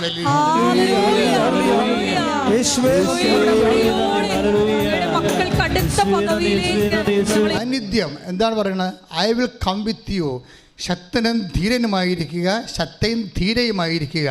വൈ? എന്തുകൊണ്ട്? I will come with you wherever you go. നീ ശക്തയായിരിക്കണം, നീ ശക്തനായിരിക്കണം. കാരണം എന്താണ്? നീ എവിടെയെല്ലാം പോകുന്നു എന്നാണ്. ഇന്ന സ്ഥലങ്ങളിൽ അത് ഇന്ന സ്ഥലത്ത് പോകുമ്പോൾ ഞാൻ ഉണ്ടാകത്തില്ലെന്ന് പറഞ്ഞിട്ടില്ല. നീ വെന്റിലേറ്ററിൽ പോയാലും I will come with you wherever you go. നീ ICUവിലായാലും ശരി, ഐ വിൽ കം വിത്ത്. നീ പരീക്ഷാ ഹാളിലായാലും ശരി, നീ ഇൻ്റർവ്യൂവിലായാലും ശരി. കഴിഞ്ഞ ദിവസങ്ങളിൽ ഒരു ഇൻ്റർവ്യൂ ഉണ്ടായി, ഒരു മോളുടെ സാക്ഷ്യം ഉണ്ടായിരുന്നു. അവൾ കംപ്ലീറ്റ് മലയാളം മീഡിയമാണ്. ഇവൾക്ക് അതേസമയം തന്നെ കക്ഷി ഉടമ്പടി എടുത്തിട്ട് IATS പരീക്ഷയ്ക്ക് പോവുകയാണ്. ഇവളാണെങ്കിൽ IATS പരീക്ഷയ്ക്ക് ചെന്നപ്പോൾ തന്നെ ആളിൻ്റെ മുമ്പിൽ ഇരുന്ന് പരീക്ഷകൻ്റെ മുമ്പിൽ നിന്നുകൊണ്ട് പറയുന്നുണ്ട്, അവളിങ്ങനെ വിറക്കണം. ആ മാഡത്തിൻ്റെ മുമ്പിൽ ഇങ്ങനെ പൂക്കല പോലെ വിറക്കുകയാണ്. ഒന്നും വായിന്ന് വരണില്ല. വരുമ്പോഴൊക്കെ അവരാണ് മാഡം ചോദിക്കും, വൈ യു ആർ ഷിവറിങ്, ഇതെന്താ നിങ്ങൾക്ക് വല്ല മാനസിക രോഗമാണോ? എന്താ പിന്നെ ഇത് കെട്ടിയെടുത്ത് എന്തായാലും ഇതിലേക്ക് വന്നത്, എനിക്ക് വേറെ പണിയൊന്നുമില്ലേ എന്ന രീതി. അവരങ്ങനെ പറഞ്ഞില്ലെങ്കിലും അവരുടെ ബോഡി ലാംഗ്വേജ് അതാണ്, ശരീരഭാഷ അതാണ്. എന്നാൽ പിന്നെ പണ്ടാരം അടങ്ങാൻ എന്തിനാണ് ഇതിന് തലകുത്തി പറയാൻ പോയതെന്ന് ചോദിക്കുന്ന രീതിയിലുള്ള ഒരു നെഗറ്റീവ് ബോഡി ലാംഗ്വേജാണ്. അപ്പോൾ അവൾ പക്ഷേ ഇവൾക്ക് റിക്കവർ ചെയ്യാൻ പറ്റണില്ല. ഭയങ്കര ചുണ്ടൊക്കെ വിറക്കണത്, തൊണ്ട വിരളെന്ന് വല്ലാത്ത ഒരു പിടച്ചിലാണ്. അപ്പോൾ മാഡത്തിന് കാര്യം മനസ്സിലായി. മാഡം പറയും, തെറ്റട്ടെ, യു കണ്ടിന്യൂ എന്ന് പറയും. അങ്ങനെ 2 മിനിറ്റ് ഒരു കണക്കിന് ഇംഗ്ലീഷ് പറഞ്ഞ് സ്പീക്കിംഗ് ആണ്. 2 മിനിറ്റ് 2.5 മണിക്കൂർ ഇംഗ്ലീഷ് പറഞ്ഞു കഴിഞ്ഞപ്പോൾ തന്നെ ഈ ആളിൻ്റെ ഗ്യാസ് തീർന്ന്, പഠിച്ചു വെച്ച സംഭവങ്ങളെല്ലാം തീർന്ന്. പിന്നെ എന്ത് പറയുമെന്നറിയാമല്ല, പിന്നെ നിന്ന് വിറക്കുകയാണ്. അപ്പോൾ മാഡം പറഞ്ഞു, നിങ്ങൾക്ക് 5 മിനിറ്റ് അല്ലേ ഉള്ളത്, 5 മിനിറ്റ് കണ്ടതിന് 5 മിനിറ്റ് പറഞ്ഞ് ഒപ്പിക്കാൻ പറഞ്ഞു. കാര്യം അവിടെ രക്ഷപ്പെടുത്താൻ വേണ്ടി പറഞ്ഞതാണ്. കാര്യം പറഞ്ഞ് അവസാനിപ്പിക്കണമല്ലേ, ആളെ പറഞ്ഞു. അവൾ 5 മിനിറ്റ് ആദ്യം പറഞ്ഞത് 2.5 മിനിറ്റ് അല്ലേ പറഞ്ഞിരിക്കണത്, അത് തന്നെ പിന്നെ റിപ്പീറ്റ് ചെയ്ത്. കാര്യം വിറയ്ക്കണ പറയണമെന്നൊരു പിടിയില്ല. ഒരു കണക്കിന് അവിടെ നിന്ന് കഴിഞ്ഞ് താടി പുറത്ത് വീണ് പേടിയാണ് ശരിക്കും ആളിനെ. പക്ഷേ എന്താ സംഭവം? വാഗ്ദാനം എന്താണ്? I will come with you wherever you go. നീ പോകുന്നിടത്തെല്ലാം, ഏത് സ്പീക്കിംഗ് ആയാലും ഏത് ഇൻ്റർവ്യൂവിനായാലും I will come with you. Report വന്നപ്പോൾ എന്താ വന്നിരിക്കുന്നത്? അവർക്ക് B ഗ്രേഡ്. ട്രോളർമാർ ചിലപ്പോൾ എൻ്റെ ഈ പ്രസംഗം തന്നെ എടുത്ത് ട്രോൾ ചെയ്ത് വരും. കാര്യം എന്താ? ഇതിൻ്റെ അത് യുക്തിയില്ലല്ലോ. കാര്യം വിറച്ചതുള്ളി 2.5 മണിക്കൂർ പറഞ്ഞു. 2.5 മണിക്കൂർ പറഞ്ഞപ്പോൾ തന്നെ നമ്മുടെ ഉണ്ടായിരുന്ന കരിമരുന്ന് തീർന്ന്. പിന്നെ ഒരു 2.5 മണിക്കൂർ ബാക്കി കിടക്കണ കാരണം എന്തെങ്കിലും പറഞ്ഞ് തുലച്ചിട്ട് പോകാൻ പറയുമ്പോഴും ആ പറഞ്ഞത് തന്നെ തന്നെയും പിന്നെയും പറയുന്നു. പക്ഷേ റിസൾട്ട് വരുമ്പോൾ B ഗ്രേഡ്. നിങ്ങൾ സാക്ഷ്യം കേൾക്കണം, യൂട്യൂബിൽ കിടപ്പുണ്ട്. പക്ഷേ എന്താ പ്രശ്നം വെച്ച് കഴിഞ്ഞാൽ ഇതാണ് മെറിറ്റ് ആൻഡ് ഡീമെറിറ്റ്സ് എന്ന് പറയണത്. അവൾ വിറച്ചെന്ന് പറയുമ്പോൾ എന്താ എൻ്റെ അർത്ഥം? അവിടെ തൊണ്ട വരണ്ടു എന്നൊക്കെ പറയുമ്പോൾ എൻ്റെ അർത്ഥം എന്താണ്? എനിക്ക് മെറിറ്റ് ഇല്ലെന്ന് എൻ്റെ അർത്ഥം. യോഗ്യതയില്ല. യോഗ്യതയില്ലെന്ന് പറഞ്ഞാൽ അതൊരു ഡെഡ് എൻഡ് അല്ല. ഒരു വിശ്വാസിയെ സംബന്ധിച്ചിടത്തോളം നിനക്ക് യോഗ്യതയില്ലെന്ന് പറഞ്ഞാൽ പിന്നെ എന്താണ്? കർത്താവിൻ്റെ സാധ്യത തുറന്നു വരാൻ പോകുന്നു. That is grace. എപ്പോഴും ബൈബിൾ വായിക്കുമ്പോൾ എപ്പോഴും നിങ്ങൾക്ക് മനസ്സിലാകണത് ഈ മെറിറ്റ് എന്ന് പറയുന്ന സാധാരണ മനുഷ്യനെ ഉണ്ടാകുന്ന യുക്തിയും ശക്തിയും ഒക്കെ ഉണ്ടാകും. ചിലപ്പോൾ പല വിഷയങ്ങളും നമ്മൾ അഭിമുഖീകരിക്കേണ്ടി വരുന്നത് മെറിറ്റിൽ അധിഷ്ഠിതമല്ല, അത് ഗ്രേസിൽ അധിഷ്ഠിതമാണ്. അതാണ് ബൈബിൾ പറയണത്, not by merit but by grace. ഇന്ന് എല്ലാവർക്കും അറിയാതെ അല്ലേ? നിങ്ങളുടെ യോഗ്യത കൊണ്ടല്ല. ഇപ്പം ഞാനൊരു കാര്യം ചോദിക്കട്ടെ. ഗോലിയാത്ത് വന്നു. ഗോലിയാത്ത് എന്ന് പറയുമ്പോൾ മഹാരാക്ഷസനാണ്. അവൻ്റെ ഷെക്കൽ 700 ഷെക്കലാണ് അവൻ്റെ പരിച. 13 അടിയാണ് അവൻ്റെ കുന്തം. ദാവീദൊരു പയ്യൻ ഇടയച്ചെറുക്കനാണ്. ദാവീദിനോട് ഗോലിയാത്ത് ചോദിക്കണത് എന്താണ്? നീ എൻ്റെ അടുത്ത് വരാൻ എന്ത് മെറിട്ടെന്നാണ് ചോദിക്കണത്. ദാവീദ് പറഞ്ഞത് എന്താണ്? മെറിറ്റില്ല, പക്ഷേ ഗ്രേസ് ഉണ്ടെന്ന് പറയും. അതല്ലേ സംഭവം. നിങ്ങളെന്താ ആ ഭാഗം ഒന്ന് വായിച്ചു നോക്കുക. അതായത് 1 സാമുവേൽ 17:45. ശ്രദ്ധിക്കട്ടെ. സാമുവേൽ 17:43-45. ഗോലിയാത്ത് ദാവീദിനോട് ചോദിച്ചു, എന്റെ നേരെ വടിയുമായി വരാൻ ഞാനൊരു പട്ടിയോ? ദാവീദിന്റെ കയ്യിലുള്ള എന്താണ്? ഒരു വടി, ഇടയന്റെ വടിയാണ്. അതൊക്കെ മെരിട്ടില്ല. അതാണ് ദാവീദ് ഈ 13 അടി നീളം കുന്തവും പിടിച്ചിരിക്കുന്ന ഒരു രാക്ഷസൻ്റെ അടുത്ത് ഒരു വടിയും പിടിച്ചിട്ട് ഒരു മനുഷ്യൻ വരികയാണ്. അപ്പോൾ ഗോലിയാത്ത് ഉടനെ ചോദിക്കുകയാണ്, what merit you have to face me? നീ എന്നെ അഭിമുഖീകരിക്കാൻ നിനക്കെന്നാ യോഗ്യത എന്ന് പറയും. അതിനെ ദാവീദ് പറയുന്നൊരു ഉത്തരമുണ്ട്. ശ്രദ്ധിക്കട്ടെ. ഹല്ലേലൂയ. ദാവീദ് പ്രതിവചിച്ചു, വാളും കുന്തവും ചാട്ടുളിയുമായി നീ എന്നെ നേരിടാൻ. അതാണ് നിന്റെ മെറിറ്റ്, യോഗ്യത. വാളും കുന്തവും ചാട്ടുളിയുമായി നീ എൻ്റെ അടുക്ക വരുന്നു. ഞാനാകട്ടെ നീ നിന്ദിച്ച ഇസ്രായേൽ സേനകളുടെ ദൈവമായ സൈന്യങ്ങളുടെ കർത്താവിന്റെ നാമത്തിൽ കൈയിടിച്ച് നിലംപരശാക്കുന്ന ഏത് പ്രതിയോഗിയുടെ മുമ്പിൽ, അത് പരീക്ഷയാകട്ടെ, കോടതിയാകട്ടെ, സർക്കാർ ഓഫീസ് ആയിക്കോട്ടെ, ആശുപത്രി ആയിക്കോട്ടെ, ഓപ്പറേഷൻ തിയേറ്റർ ആയിക്കോട്ടെ, എവിടെ ചെന്നാലും നീ പറയണം, എന്താണ്? ഞാൻ വന്നിരിക്കുന്നത് ഞാൻ ഉടമ്പടി ചെയ്ത ദൈവത്തിൻ്റെ നാമത്തിലാണ്. ഒന്ന് പറഞ്ഞ ദൈവവേദലെ, ഞാൻ വന്നിരിക്കുന്നത് ഞാൻ ഉടമ്പടി ചെയ്ത എൻ്റെ ദൈവത്തിൻ്റെ നാമത്തിലാണ്. കൈയടിച്ച് എൻ്റെ ദൈവവേദല എപ്പോഴും മനസ്സിലാക്കി. ഇപ്പം നിങ്ങളുടെ കയ്യിൽ എന്താ ഉള്ളത്? ഉടമ്പടി തൈലം കഴിഞ്ഞാൽ പിന്നെ എന്താ ഉള്ളത്? പ്രധാനപ്പെട്ട എന്താണ്? ഉടമ്പടി കാശുരൂപമാണ്. അതാണ് സാന്നിധ്യത്തിൻ്റെ ഒരു അടയാളം. എന്താ വിഷയം? ഞാൻ വന്നിരിക്കുന്നത്, ഞാൻ നിങ്ങൾ പറഞ്ഞിട്ടുണ്ട്, പ്രധാനപ്പെട്ട ഓപ്പറേഷന് പോകുമ്പോഴെല്ലാം, പ്രധാനപ്പെട്ട വിഷയത്തിന് പോകുമ്പോഴെല്ലാം നിങ്ങളുടെ കയ്യിൽ ഉടമ്പടി കാശുരൂപം ഉണ്ടായിരിക്കും. എന്താ കാര്യം? നിങ്ങൾക്ക് പക്ഷേ കാശുരൂപം ഉണ്ടായിട്ട് കാര്യമില്ല. അതേസമയം തന്നെ നമ്മൾക്ക് മനസ്സിലൊരു ഒരു വിശ്വാസമുണ്ടാണ്. എന്താണ്? ഞാൻ വന്നിരിക്കുന്നത് സൈന്യൻ്റെ കർത്താവായ ദൈവത്തിൻ്റെ നാമത്തിലാണ്. പരിശുദ്ധ അമ്മ, കാര്യം ദൈവത്തിൻ്റെ നാമത്തിൽ പരിശുദ്ധ അമ്മയുടെ മധ്യസ്ഥലൊക്കെ ചെയ്യുമ്പോഴേ എന്താ സംഭവിക്കണത്? നമ്മുടെ കൂടെ ആര് വരും? I will come with you. അതല്ലേ ഉടമ്പടിയുടെ വാഗ്ദാനം. ഞാൻ നിൻ്റെ കൂടെ വരും. ആരാണ്? നീ എവിടെ പോയാലും വരുമെന്ന്. കഴിഞ്ഞ ദിവസങ്ങളിൽ റോഷൻ്റെ സാക്ഷ്യം എന്താണ്? റോഷന് 3 വർഷമായിട്ട് മക്കളില്ല. കോട്ടയംകാരനാണ്. 3 വർഷം മക്കളില്ല. അപ്പോൾ അവസാനം മക്കളില്ലാത്ത ഒരു അവസ്ഥയിൽ ഭാര്യയും ഭർത്താവും ഒരാൾ ഇവിടെയും ഒരാൾ അവിടെയും ഒക്കെ ആയിട്ട് അങ്ങനെ ജീവിക്കുകയാണ്. അപ്പോൾ ഇങ്ങനെ മക്കളില്ലാത്തൊരു കാലം ഇങ്ങനെ കടന്നു പോവുകയാണ്. പക്ഷേ അതേസമയം ജോലിയെ പഴുതി ഇവർക്ക് കുറച്ച് കാലം മാത്രമേ ഒരുമിച്ച് താമസിക്കാൻ പറ്റുള്ളൂ.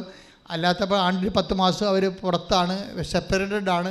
ഇങ്ങനെയൊക്കെ പല സാങ്കേതിക ജീവിത പ്രശ്നങ്ങൾ കാരണമാണ് മക്കളില്ലാതെ പോരണത്. പക്ഷേ അവരെ ട്രൈ ചെയ്തിട്ട് മക്കൾ ഉണ്ടായിട്ടുമില്ല. അപ്പോൾ ഇനി മക്കൾ ഉണ്ടാകുമെന്ന് അറിയത്തുമില്ല.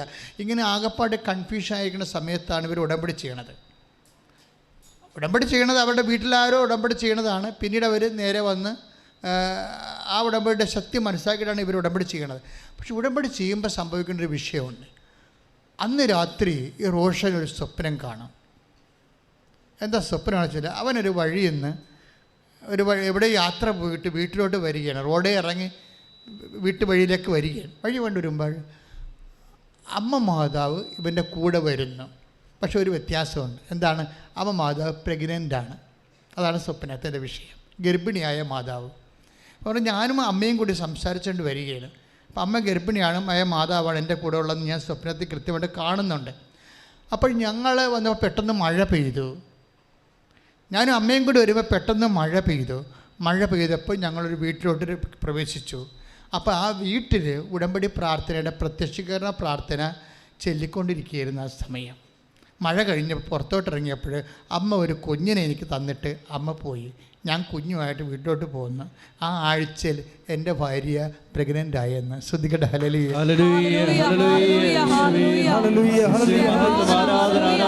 പരമ ദിവ്യകാരുണ്യത്തിന്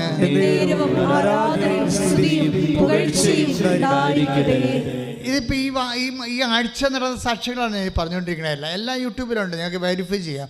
എന്താ പ്രശ്നം വെച്ച് കഴിഞ്ഞാൽ, എന്താണ് ഈ സ്വപ്നത്തിൻ്റെ അർത്ഥം? ഈ സ്വപ്നം എന്ന് പറയണത് ഗർഭിണിയായ മാതാവിനെ സ്വപ്നം കാണുകയും ആ മാതാവ് റോഷന് കുഞ്ഞിനെ കൈമാറുകയും ചെയ്യുമ്പോൾ അമ്മ എന്താ ഉദ്ദേശിക്കുന്നത്? ഈ ആഴ്ചയിൽ നിൻ്റെ വൈഫ് പ്രഗ്നൻ്റ് ആകും, പക്ഷെ ആ കുഞ്ഞിനെ ഞാൻ തന്നതാണെന്ന് നീ അറിയണം. അല്ലാതെ ഒരു ഓട്ടോമാറ്റിക്കലായിട്ട് ഒരു ബയോളജിക്കൽ പ്രോസസ്സിലൂടെ നാച്ചുറലായിട്ട് ലഭിച്ച സ്വാഭാവികമായ ദാനമല്ല, മറിച്ച് അത് സ്പെഷ്യൽ ഗിഫ്റ്റാണ്. ഔട്ട് ഓഫ് ഗ്രേസ്, മെരിറ്റ് കൊണ്ടല്ല, കൃപ കൊണ്ടാണെന്ന് കൈയിട്ടിച്ച് കർത്താവിന് ആണ്. പക്ഷെ സ്വപ്നം എന്ന് പറഞ്ഞാൽ നമ്മളെല്ലാവരും കാണുന്ന തരത്തിലുള്ളൊരു സ്വപ്നമല്ലത്. കാര്യം ഉടമ്പടി കാലത്ത് ദൈവത്തെക്കുറിച്ച് കാണുന്ന സ്വപ്നങ്ങളെല്ലാം അമ്മയെക്കുറിച്ചോ ഈശോയെക്കുറിച്ചോ ഒത്തിരി പേര് വ്യത്യസ്തങ്ങളായ സ്വപ്നങ്ങൾ ആത്മീയമായി കാണുന്നുണ്ട്. അതിൻ്റെ എല്ലാ വ്യാഖ്യാനം എന്ന് പറയുന്നത് ഈ ജോഷുവ 1:9 എന്താണ്? നീ ഉടമ്പടി ചെയ്ത വ്യക്തിയാണ്, അതുകൊണ്ട് ഉടമ്പടി പ്രകാരം കൊണ്ട് വാഗ്ദാനമാണ്. I will come with you wherever you go. നീ പോകുന്നിടത്തെല്ലാം ഞാൻ നിൻ്റെ കൂടെ ഉണ്ട്. ആ ദൈവ സാന്നിധ്യമാണ്. അപ്പോൾ നിൻ്റെ കൂടെയുള്ള സാന്നിധ്യം ഉടമ്പടിയുടെ ഏറ്റവും മറ്റ് പ്രാർത്ഥനകൾക്കൊന്നുമില്ലാത്ത ഏറ്റവും വലിയ വാഗ്ദാനമെന്ന് പറയുന്നത് ഈ സാന്നിധ്യമാണ്. നമ്മൾ തൈലം തേക്കുന്നത് പോലും എന്താണ്? ഞാൻ തൈലം തേക്കുന്ന പോലെ ഈ സാന്നിധ്യത്തെ നമ്മൾ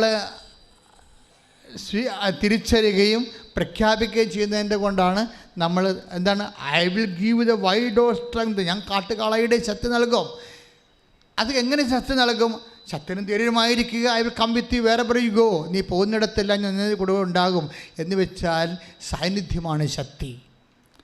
ദൈവം നമ്മൾ ഒരു ഉടമ്പടി തൈലം നെറ്റിയെ കുറിച്ച് വരക്കുമ്പോൾ നമ്മുടെ കൂടെ വാഗ്ദാനം ചെയ്തിരിക്കുന്ന ദൈവത്തിൻ്റെ സാന്നിധ്യത്തെ we admire and admit and we proclaim it. നമ്മൾ പ്രഖ്യാപിക്കുന്നു, കർത്താവേ ഉടമ്പടിയിലാണ് ഞാൻ, നിൻ്റെ സാന്നിധ്യം എൻ്റെ കൂടെ ഉണ്ട്, അത് ഞാൻ പ്രഖ്യാപിക്കുന്നു. കൈയിട്ടിച്ച് കർത്താവ് സാന്നിധ്യം, അതായത് 1:9 കൊടുത്ത സാന്നിധ്യം.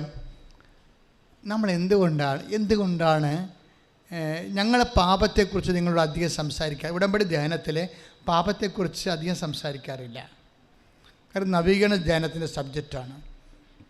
പക്ഷേ ഉടമ്പടി എടുക്കുന്ന വ്യക്തികൾക്ക് പാപ സാഹചര്യങ്ങളെക്കുറിച്ചുള്ള നൊട്ടേഷൻസ് കൊടുക്കും. ഇന്ന സാഹചര്യങ്ങളിലൂടെ പോകുന്നത് ദൈവത്തിൻ്റെ നിങ്ങളുടെ വിശുദ്ധി നഷ്ടപ്പെടുത്തും. എന്താ പ്രശ്നം വെച്ച് കഴിഞ്ഞാൽ ഈ വിശുദ്ധി ഇല്ലെങ്കിൽ സാന്നിധ്യം ഉണ്ടാകത്തില്ല. കാര്യം മനസ്സിലായില്ലേ? നിങ്ങളെ ഈ സാന്നിധ്യമാണ് പ്രശ്നം. സാന്നിധ്യത്തിനെ കുറിച്ച് ഉടമ്പടിയിൽ സാന്നിധ്യമുള്ളത് കാരണം ദൈവം നമ്മുടെ കൂടെ ഉണ്ടെങ്കിൽ തീർച്ചയായിട്ടും നമ്മൾ എന്ത് ചെയ്യണം? വിശുദ്ധി പാലിക്കണം. ക്ലിയർ അല്ലേ? അല്ലെങ്കിൽ ആ സാന്നിധ്യം പോവും. ഞങ്ങൾ നിങ്ങളുടെ വ്യഭിചാരം ചെയ്യുന്ന, കക്കരുതെന്ന്, മോട്ടിക്കരുതെന്ന്, കൊല്ലരുതെന്ന് ഒന്നും പറയത്തില്ല. പക്ഷേ നിങ്ങളുടെ കോമൺ സെൻസ് ഉള്ള മനുഷ്യരല്ലേ? എന്താ കാര്യം? ദൈവം സാന്നിധ്യം നൽകുമ്പോൾ ഓട്ടോമാറ്റിക്കായിട്ട് നമ്മൾ അബ്സ്റ്റൈൻ ആയിരിക്കണം. എന്താണ്? അവിശുദ്ധമായ സാഹചര്യത്തിൽ നിന്ന് നമ്മൾ ബോധപൂർവം പിൻവലിക്കണം. അവിശുദ്ധമായ സാഹചര്യങ്ങളിൽ നമ്മൾ കാര്യം എന്താണ്? നമ്മുടെ കൂടെ ഉള്ളതാരാണ്? അത് എന്താണ് എബ്രാഹത്തോട് പറഞ്ഞത് ഉടമ്പടി കഴിഞ്ഞപ്പോൾ? 17:2 ഉൽപ്പത്തി പുസ്തകം. ശ്രദ്ധിക്കട്ടെ.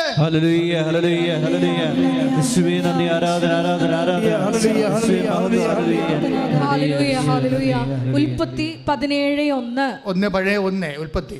സർവശക്തനായ ദൈവമാണ് ഞാൻ. ഒന്ന് പറഞ്ഞേ, സർവശക്തനായ ദൈവമാണ് ഞാൻ. എന്റെ മുമ്പിൽ വ്യാപരിക്കുക, കുറ്റമറ്റവനായി വർത്തിക്കുക. എപ്പോഴും പറയേണ്ട ആവശ്യമുണ്ടോ? അതായത് ഉടമ്പടി ചെയ്യുമ്പോൾ ദൈവം നമ്മുടെ ബൈസ്റ്റാൻഡറെ പോലെ ദൈവത്തിൻ്റെ സാന്നിധ്യം നമ്മുടെ കൂടെയാണ്. ആ ദൈവത്തിൻ്റെ വിശുദ്ധനായ ദൈവം നമ്മുടെ കൂടെ വസിക്കുമ്പോൾ ഇപ്സഫാത്ത കോമൺ സെൻസ് ഉള്ള ആർക്കായാലും അറിയാം നമുക്കെന്താണ്? നമ്മളും വിശുദ്ധനായിരിക്കണം. അതുകൊണ്ട് ഞാൻ വിശുദ്ധനായിരിക്കുന്ന പോലെ നിങ്ങളും വിശുദ്ധരായി കർത്താവ് പറഞ്ഞല്ലേ? ലേവ്യർ 11:45 നിങ്ങളുടെ ദൈവമായിരിക്കേണ്ടതിന് പറഞ്ഞു. നിങ്ങളുടെ ദൈവമായിരിക്കും. ഏറ്റു പറഞ്ഞ നിങ്ങളുടെ ദൈവമായിരിക്കേണ്ടതിന് ഈജിപ്തിൽ നിന്ന് നിങ്ങളെ ആനയിച്ച കർത്താവ് ഞാനാകുന്നു. നിങ്ങൾ പരിശുദ്ധരായിരിക്കുവിൻ. എന്തെന്നാൽ ഞാൻ പരിശുദ്ധനാണ്. ഈ സാന്നിധ്യമാണ് പരിശുദ്ധിയെ നമ്മൾ ആവശ്യപ്പെടുന്നത്.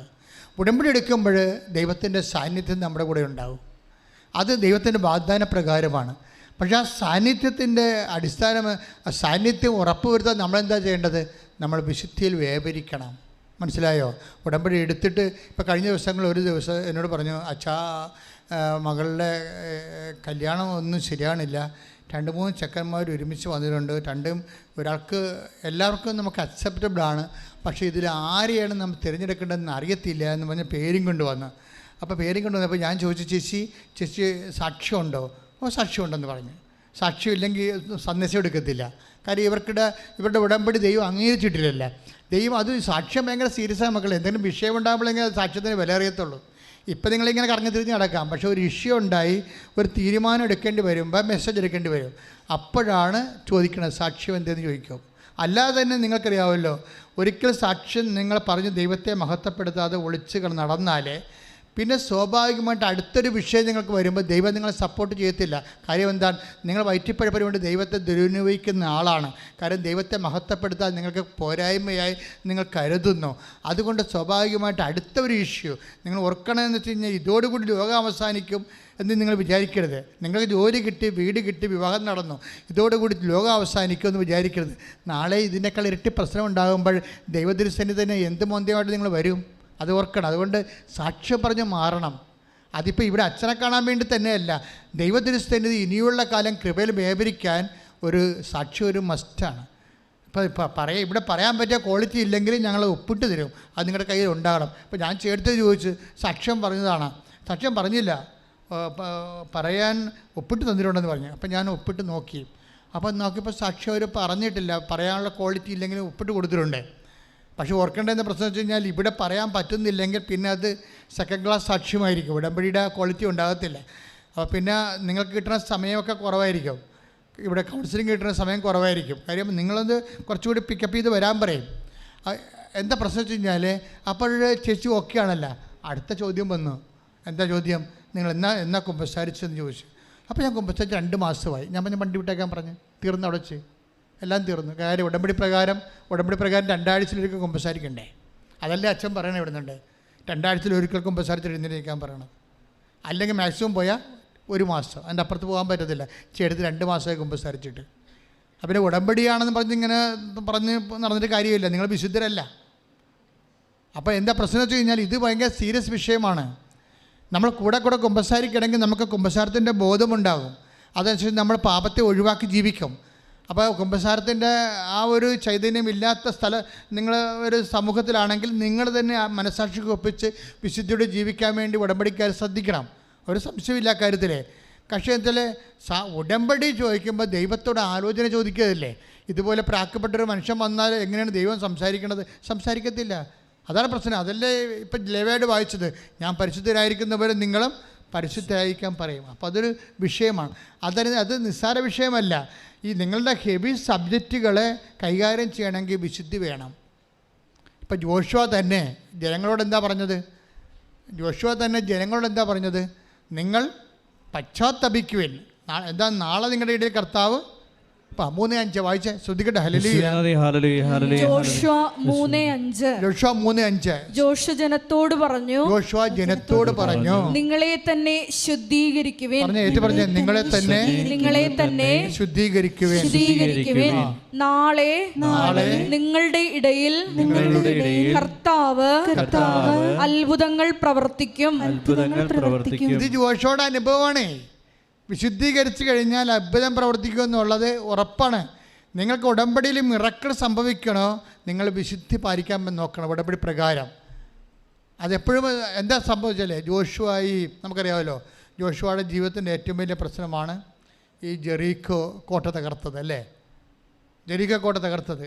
പക്ഷേ ജെറീക്കോ കോട്ട തകർക്കാൻ വേണ്ടി ജോഷുവയുടെ കയ്യിൽ അധികം പട്ടാളക്കാരൊന്നുമില്ല. അവർ പട്ടാളക്കാരെ ട്രെയിൻഡും അല്ല. അവർ ആകപ്പാടെ ഉള്ള വാഗ്ദാന പേടകമാണ്. ആ സംഭവമാണ്, കർത്താവിൻ്റെ സാന്നിധ്യമാണ്. അത് തോളെ വെച്ചിട്ട് പുരോഹിതന്മാർ 7 പുരോഹിതന്മാർ 14 പുരോഹിതന്മാർ ഇത് തോളെ വെച്ചുകൊണ്ട് ഈശോയെ ദൈവത്തെ സ്തുതിച്ചുകൊണ്ട് ഇത് ചുറ്റും നടക്കും. നടക്കാൻ വേണ്ടി കർത്താവിനെ വിളിച്ചുകൊണ്ട് വേറെ ഒരു ആസ്തിയുമില്ല, വേറെ ഒരു മെരിറ്റുമില്ല. കർത്താവ് മാത്രമാണ് മെരിറ്റ്. കാര്യം അവിടെ ഈ ജെറീക്കോ നല്ല സൈന്യം, നല്ല ട്രെയിൻഡ് സോൾജേഴ്സുള്ള സ്ഥലമാണ്, നല്ല നഗരമാണ്, നല്ല ശരിക്കും കോട്ടയാൽ ഭദ്രമായ നഗരമാണ്. അവിടെ ചെല്ലുമ്പോഴെന്താ സംഭവിക്കണത്? ജോഷുവ ഇവർ നടന്നു ചെല്ലുമ്പോൾ ഒരു സൈന്യാധിപനെ കാണും. ഊരിപ്പിടിച്ച വാളുമായിട്ട് സൈന്യാധിപൻ നിൽക്കുകയാണ്. ജോഷുവ അതിനേക്കാൾ വലിയ സൈന്യാധിപനാണ്. ജോഷുവ പേടിച്ചില്ല. ഇവർ വാഗ്ദാന പേടകമായിട്ട് ചെല്ലുകയാണ്, ജെറിക്കോട്ടയെ സമീപിക്കാൻ പോവുകയാണ്. അപ്പോഴാണ് ഊരിപ്പിടിച്ച വാളുമായിട്ട് സൈന്യാധിപൻ രാക്ഷസനായിട്ട് നിൽക്കുന്നത്. അപ്പോൾ ജോഷുവ പേടിച്ചില്ല, പതറത്തില്ല. പക്ഷെ പതറാതെ ഇവൻ ചോദിക്കും, സത്യം പറ, നീ ഞങ്ങളുടെ പക്ഷത്തോ അതോ ശത്രുപക്ഷത്തോ? അപ്പോഴീ സൈന്യാധിപൻ പറയുന്നൊരു വാക്കുണ്ട്. എന്താ പറയണത്? നീ കാലിലെ ചെരുപ്പൂരി മാറ്റാൻ നോക്ക്. എന്താ കാര്യം? ഞാൻ കർത്താവിൻ്റെ സൈന്യാധിപനാണ്, നീ നിൽക്കുന്ന സ്ഥലം വിശുദ്ധമാണെന്ന്. യോശുവ 5:14-15. അതെ. അവൻ പറഞ്ഞു, അല്ല, ഞാൻ കർത്താവിന്റെ സൈന്യാധിപനാണ്. ഞാൻ കർത്താവിൻ്റെ സൈന്യാധിപനാണ്. ജോഷുവ സാഷ്ടാംഗം പ്രണമിച്ച് അവനോട് ചോദിച്ചു, അങ്ങ് ഈ ദാസനോട് കൽപ്പിക്കുന്നത് എന്താണ്? കർത്താവിന്റെ സൈന്യാധിപൻ പറഞ്ഞു, നിന്റെ പാദങ്ങളിൽ നിന്ന് ചെരുപ്പ് അഴിച്ചു മാറ്റുക, നീ നിൽക്കുന്ന ഈ സ്ഥലം വിശുദ്ധമാണ്. ജോഷുവ അങ്ങനെ ചെയ്തു. അതായത് ജോഷുവ തന്നെ വിശുദ്ധീകരിച്ചു, അഴുക്ക് മാറ്റിയെന്ന്. അപ്പോൾ എന്താ പ്രശ്നം വെച്ച് കഴിഞ്ഞാൽ, മോസസ് അബിമേലെക്കുമായിട്ട് യുദ്ധം ഉണ്ടായ കാലത്ത് മോസസ് ജോഷുവയോട് പറഞ്ഞൊരു വാക്കുണ്ട്. എന്താ കാര്യം? നമുക്ക് യുദ്ധം ജയിക്കാനുള്ള ശക്തിയില്ല, പക്ഷെ കർത്താവ് യുദ്ധം ചെയ്യും. അതാണ് വിഷയം. കർത്താവ് നമുക്ക് വേണ്ടി യുദ്ധം ചെയ്യും, നമ്മൾ മൗനമായി ഇരുന്നാൽ മതിയെന്ന്. ഇതാണ് വിഷയം വരണത്. അതാണ് പുറപ്പാട് 14:14. ശ്രദ്ധിക്കട്ടെ. ഹല്ലേലൂയ. പുറപ്പാട് 14:14. കർത്താവ് നിങ്ങൾക്ക് വേണ്ടി യുദ്ധം ചെയ്തുകൊള്ളും. കർത്താവ് നിങ്ങൾക്ക് വേണ്ടി യുദ്ധം ചെയ്തുകൊള്ളും. നിങ്ങൾ ശാന്തരായിരുന്നാൽ മതി. ഈ ശാന്തരായിരുന്നാൽ മതി എന്ന് പറയുമ്പോൾ ഒരു കേവല സൈലൻസ് അല്ല ഉദ്ദേശിക്കണത്, ഒരു വിശുദ്ധീകരിക്കപ്പെട്ട അവസ്ഥയാണ്. ഇപ്പം മനസ്സിലായില്ലേ? നമ്മൾ പുറപ്പാട് 14 യുദ്ധം ചെയ്യുന്ന കർത്താവിനെ കക്ഷി ചേർക്കണമെന്നുണ്ടെങ്കിൽ പുറപ്പാട് 14:14 ജോഷുവ 3:5 3:14-15 കണക്ട് ചെയ്യണം. എന്താണ്? ശാന്തരായിരുന്ന, വെറുതെ കൈയും കെട്ടി മരവിച്ച് എവിടെയെങ്കിലും കഞ്ചാവ് പിടിച്ച് ആൾക്കാരെ പോലെ ഇരിക്കണ പോലെ ഇരുന്നിട്ട് കാര്യമൊന്നുമില്ല. മര്യാദയ്ക്ക് എന്ത് ചെയ്യണം? വിശുദ്ധരായിരിക്കണം, കർത്താവിൻ്റെ കാര്യങ്ങളിൽ വ്യാപൃതരായിരിക്കണം, കർത്താവിൻ്റെ പ്രവർത്തനങ്ങൾ ചെയ്തവരായിരിക്കണം, കർത്താവിൻ്റെ വചനങ്ങൾക്ക് വേണ്ടി സാക്ഷിയുള്ളവരായിരിക്കണം.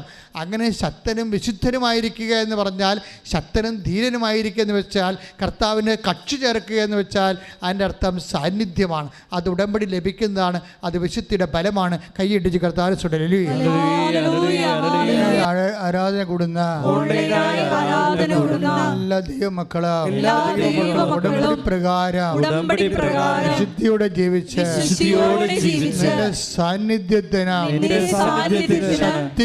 ശക്തിക്കും അർഹരാകുവാൻ അഭിഷേകം ചെയ്യണമേ, അടയാളം നൽകണമേ, സാക്ഷികളാക്കണമേ. ശ്രദ്ധിക്കട്ടെ.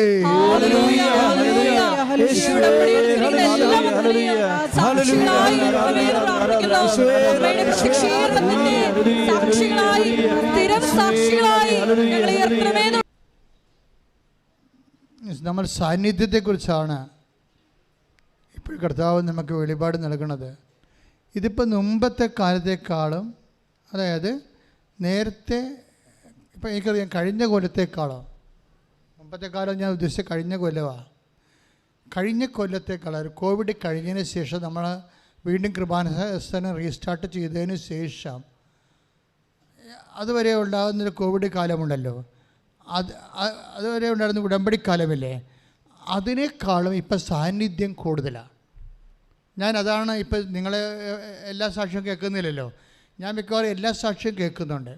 അപ്പോൾ എന്താ പ്രശ്നം വെച്ചാൽ, മുമ്പത്തെക്കാളും ആൾക്കാരുടെ കൂടെയുള്ള ദൈവത്തിൻ്റെ സാന്നിധ്യം ഇപ്പം കൂടുതലാണ്.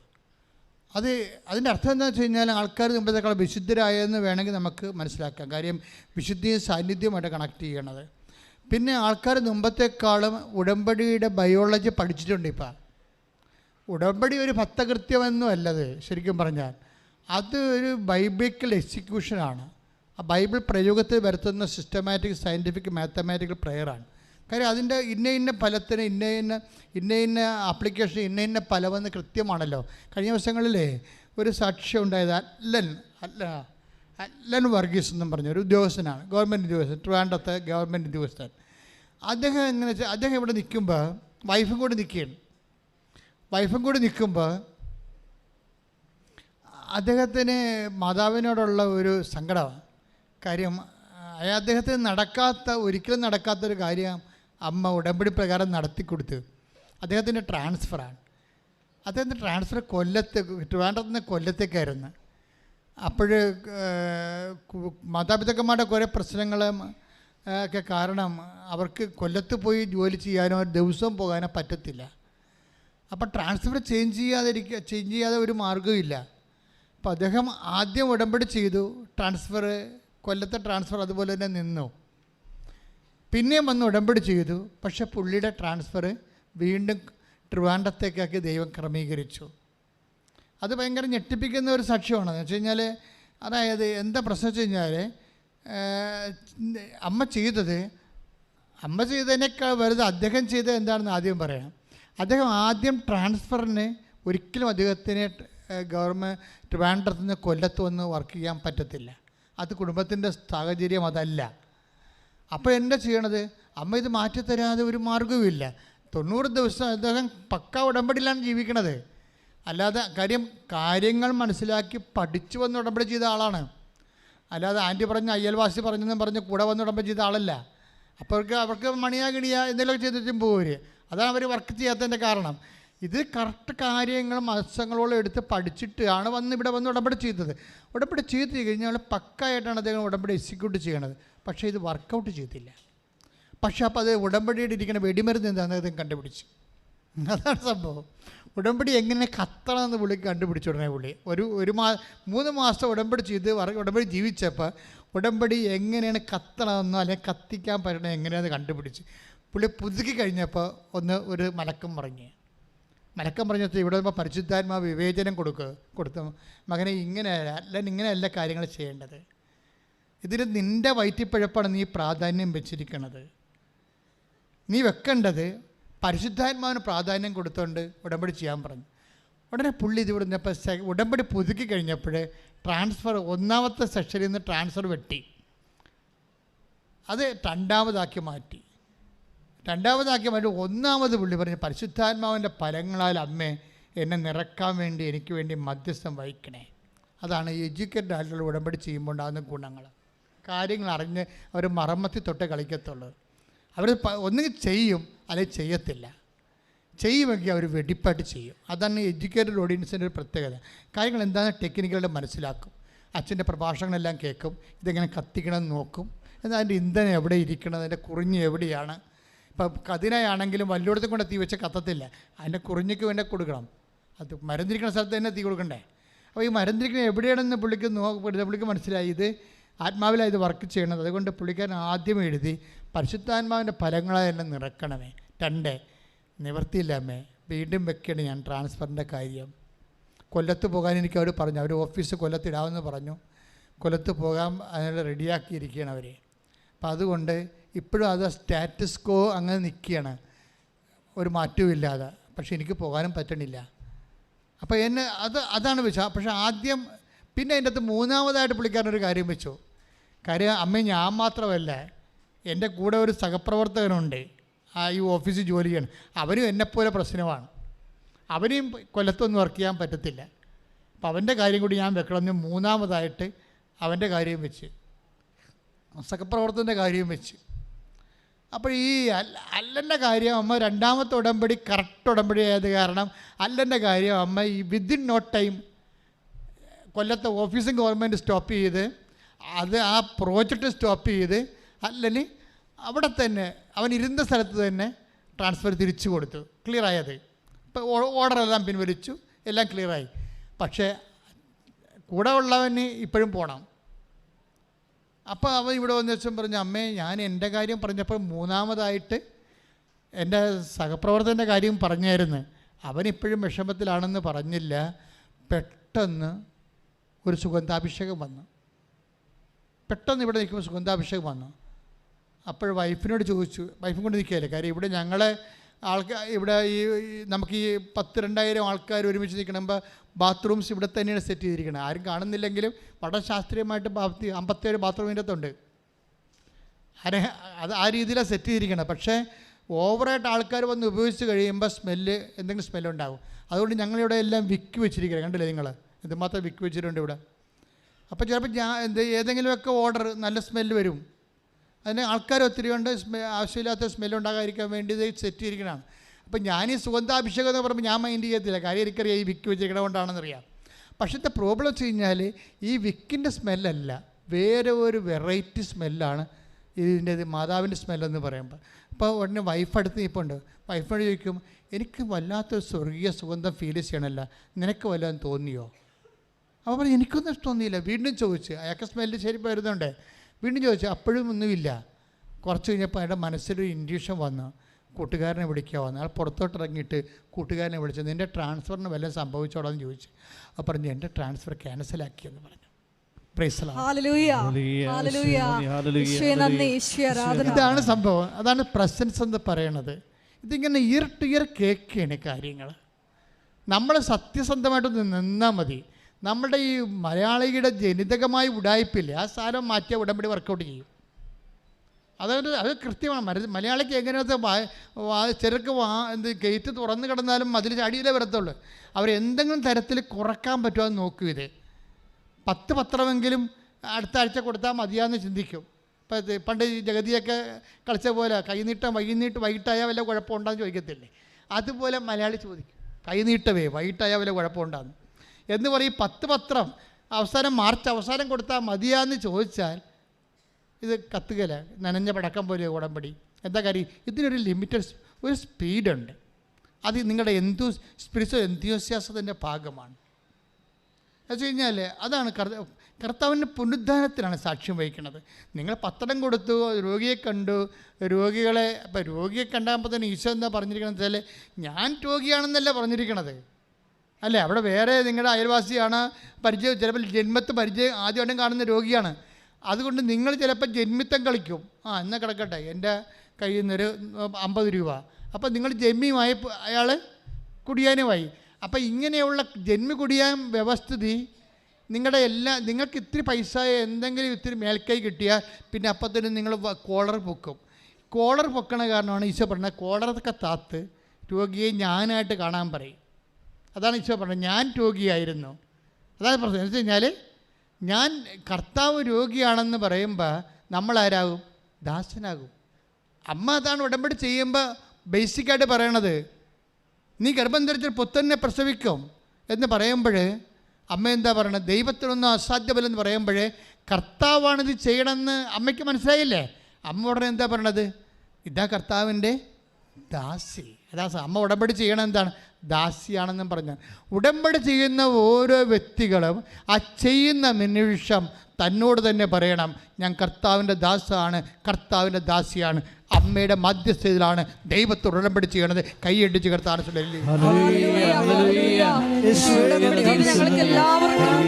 വർക്ക് ചെയ്യണത്. ഇവന് പരിശുദ്ധാത്മാവിൻ്റെ ഫലങ്ങൾ കിട്ടിയ ഉടനെ, പരിശുദ്ധാത്മ ഫലം എന്താണ്? സ്നേഹമാണ്, അല്ലേ? സ്നേഹമാണ്. അതുകൊണ്ടാണല്ല അവൻ രക്ഷപ്പെടാത്തതിൽ ഇവന് സങ്കടം വന്നത്.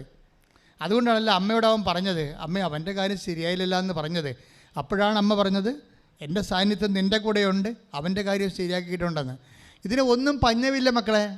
ഇതെല്ലാം നിങ്ങൾ വരച്ച വരയിൽ നിങ്ങൾ പറയുന്ന സത്യസന്ധമാണെങ്കിൽ, നിങ്ങൾ ദൈവത്തിൻ്റെ സ്നേഹിതരാണെങ്കിൽ, ആ സ്നേഹത്തിന് വേണ്ടി സാക്ഷ്യം വഹിക്കാനാണ് നിങ്ങൾ ഉടമ്പടി എടുത്തെങ്കിൽ, ആ ലക്ഷ്യം സത്യസന്ധമാണെങ്കിൽ തീർച്ചയായിട്ടും ഉടമ്പടി ഇന്ന് കത്തും നിന്ന് കത്തും. കൈയടിച്ച് കർത്താവ്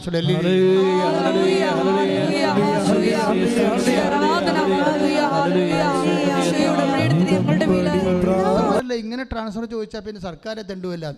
എന്താ പ്രശ്നം വെച്ച് കഴിഞ്ഞാൽ അതേടെ പ്രത്യേക സിറ്റുവേഷൻസാണ്. നിൻ്റെ സിറ്റുവേഷൻ ആയിരിക്കത്തില്ല ഒരു മറ്റ് വ്യക്തിയുടെ സിറ്റുവേഷൻ എന്ന് പറഞ്ഞാൽ വ്യത്യാസം ഉണ്ടാകും. പക്ഷേ നിന്നെക്കറിയാൻ പറ്റത്തില്ല. നിൻ്റെ ഭാര്യ ആയിരിക്കാം, നിൻ്റെ മകളായിരിക്കാം, മകനായിരിക്കാം. അവിടെ സിറ്റുവേഷൻ നിനക്ക് അറിയത്തില്ല. ഇതെല്ലാം അറിയണ ഒരാളുണ്ട്. അയാൾ നമുക്ക് വാഗ്ദാനം തന്നു, I will reinstate you in your own soil. എന്താണ്? നിൻ്റെ മണ്ണിൽ തന്നെ ഞാൻ നിന്നെ പുനഃസ്ഥാപിക്കും. വാഗ്ദാനമാണ്, ദൈവത്തിൻ്റെ വാഗ്ദാനമാണ്. ഐ വിൽ റീഇൻസ്റ്റേറ്റ് യു, പുനഃസ്ഥാപിക്കോ. എന്താണ്? In your own soil. നീ എവിടെയാണ് വേരെടുത്തത് അവിടെ തന്നെ നിന്നെ തിരിച്ചു കൊണ്ടുവരുമെന്ന് കർത്താവിൻ്റെ വാഗ്ദാനമാണ്. എസെക്കിയേലിൻ്റെ പ്രവചനങ്ങളിലുണ്ട്. എസെക്കിയേൽ 37:13-14 എൻ്റെ ആത്മാവിനെ ഞാൻ നിങ്ങളിൽ നിവേശിപ്പിക്കും. അതുപോലും എന്താണ് ഈ ആളെ അയാളെ കൊണ്ടുപോകുന്നത്? എന്നെ പരിശുദ്ധാത്മാവിൽ നിറയ്ക്കണമെന്നാണ് ആ ഉദ്യോഗസ്ഥൻ പ്രാർത്ഥിച്ചിരിക്കുന്നത്. നിൻ്റെ ട്രാൻസ്ഫർ പോലും പരിശുദ്ധാത്മാവിൻ്റെ ഫലമായിട്ടാണ് വരണത്. എന്താ പറഞ്ഞ? എൻ്റെ ആത്മാവിനെ ഞാൻ നിന്റെ മേൽ അയക്കും. അടുത്ത നടപടി എന്താണ്?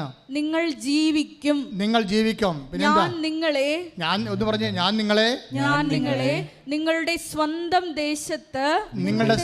ദേശത്ത് വസിപ്പിക്കും. ഇപ്പം സ്വന്തം ദേശത്ത് പറഞ്ഞാൽ നേരത്തെ ജീവിക്കുന്ന സ്ഥലമാണ്. അതുകൊണ്ട് മലയാളം ട്രാൻസ്ലേഷൻ വരുമ്പോൾ പുനരധിവസിപ്പിക്കുമെന്ന് പറഞ്ഞിട്ടില്ല, വസിപ്പിക്കുമെന്ന് പറഞ്ഞു. പണ്ടുണ്ടായിരുന്ന സ്ഥലത്തുമാണ്, വീണ്ടും അവിടെ തന്നെ വസിപ്പിക്കുക. എൻ്റെ മക്കളെ, ഉടമ്പടി വർക്ക് ചെയ്യണമെങ്കിൽ 8810 വാഗ്ദാനങ്ങൾ ഉൾപ്പെട്ടാൽ മതി. നീ പറയണ കാര്യം അതെന്തായാലും ദൈവം നൽകിയിട്ടുള്ള മനുഷ്യരാശിയുടെ നിലനിൽപ്പിന്, എക്കാലത്തെയുള്ള നിലനിൽപ്പിന് ദൈവം നൽകിയിട്ടുള്ള 8810 വാഗ്ദാനമുണ്ട്.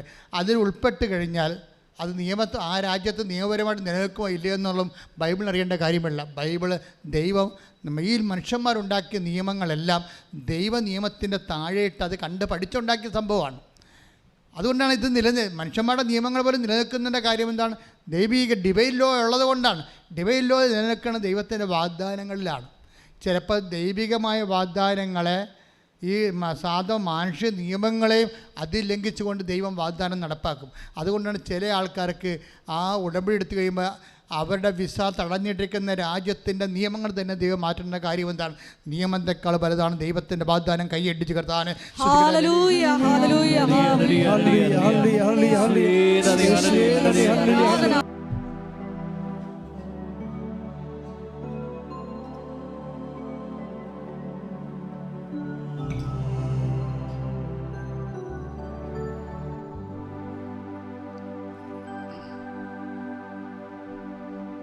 രോഗസൗഖ്യ പ്രാർത്ഥന.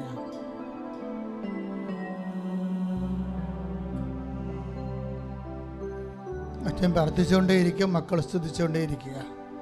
രോഗമുള്ളിടത്ത് കൈകൾ മാറി മാറി വെക്കണം. രോഗമുള്ളിടത്തേക്ക് കൈകൾ മാറി മാറി വെച്ചാൽ മതി. ചിലപ്പോൾ ഒരാൾക്ക് 4-5 രോഗങ്ങളുണ്ടാകും.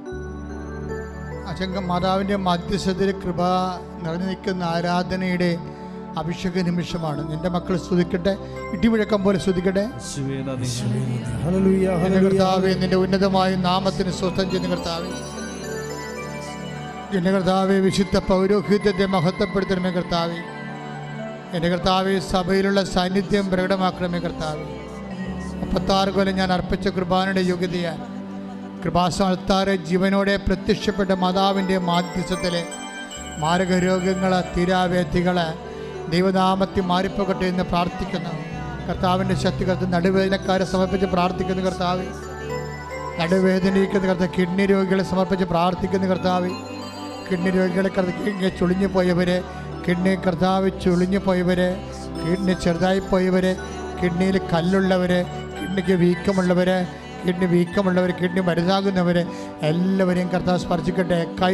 രോഗമുള്ളിടത്തേക്ക് കൈകൾ മാറ്റി മാറ്റി ശ്രദ്ധിക്കട്ടെ.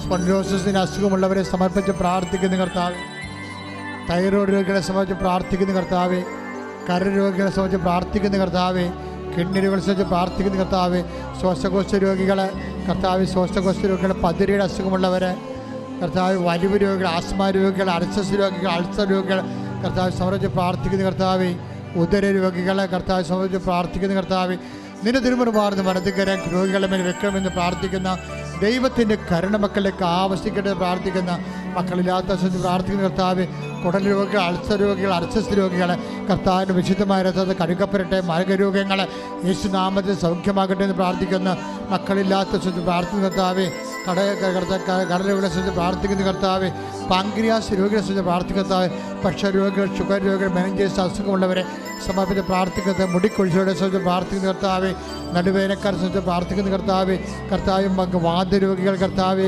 ഞരമ്പിന് വീക്കമുള്ളവർ, ഞരമ്പിന് ബ്ലോക്കുള്ളവർ, കാല് മരവിക്കുന്ന സംബന്ധിച്ച് പ്രാർത്ഥിക്കുന്ന കർത്താവ്, മുള്ളക്കാലും ഉച്ചവരെയുള്ള മാരക രോഗങ്ങളെ തീരാവേധികളെ യേശു ക്രിസ്തുവിന്റെ നാമത്തിൽ മാറിപ്പോകട്ടെ. ശ്രദ്ധിക്കട്ടെ.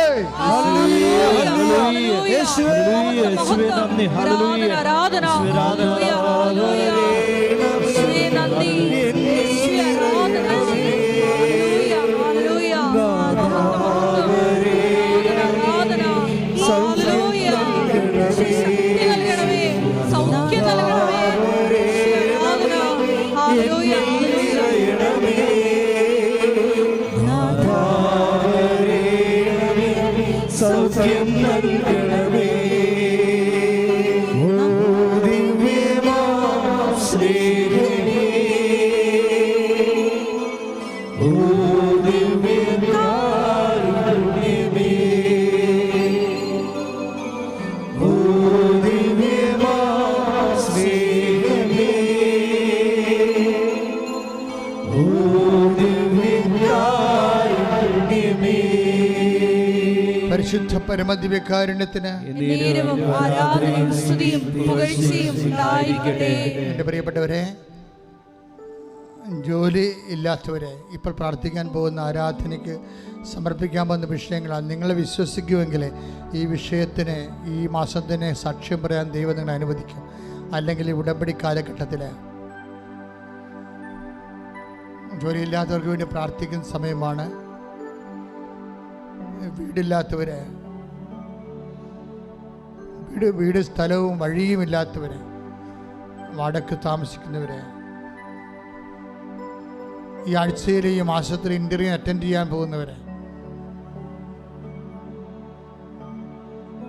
ഈ ആഴ്ചയിൽ ട്രാൻസ്ഫറിന് വേണ്ടി ശ്രമിക്കുന്നവര്, ഈ ആഴ്ചയിൽ പരീക്ഷ എഴുതിക്കൊണ്ടിരിക്കുന്ന മക്കള്, പുതിയ SLCക്കാർ പരീക്ഷ എഴുതാൻ പോകുന്നവർ, അവരുടെ മാതാപിതാക്കന്മാരെ ഈ സമയം ആരാധനയിൽ കുഞ്ഞുങ്ങളെ സമർപ്പിച്ചുകൊണ്ട് പ്രാർത്ഥിക്കട്ടെ. ഈ ആഴ്ചയിൽ ഡിഗ്രി പരീക്ഷ എഴുതാൻ പോകുന്നവർ,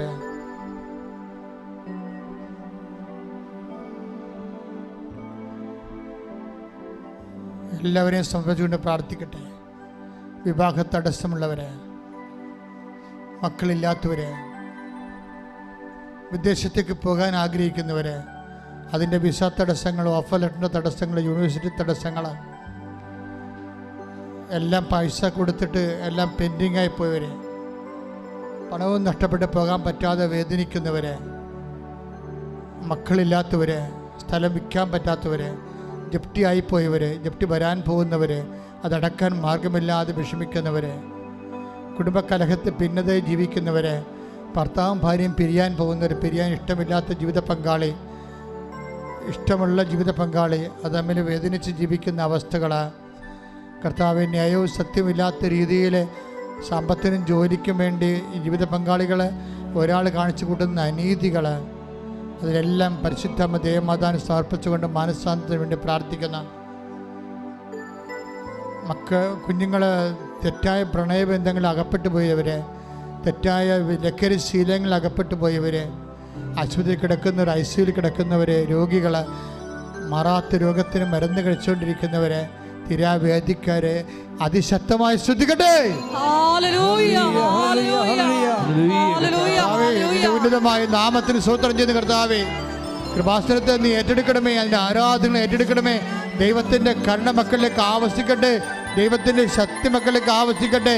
എല്ലാവിധ ജീവിത നൊമ്പരങ്ങളും തീരാവേദനകളിലും അവസ്ഥകളിലും അകപ്പെട്ടിരിക്കുന്നവരെ, യാത്രയിലാകാൻ പോകുന്നവർ, ജീവിത നിലവാരങ്ങൾ, യാത്രയുടെ ലക്ഷ്യങ്ങളുള്ളവർ, കർത്താവെ അതെല്ലാം ഏറ്റെടുക്കാൻ, കർത്താവ് നിറവേറാൻ കർത്താവിൻ്റെ പരിശുദ്ധാത്മാ നിറയട്ടെ. ശ്രദ്ധിക്കട്ടെ.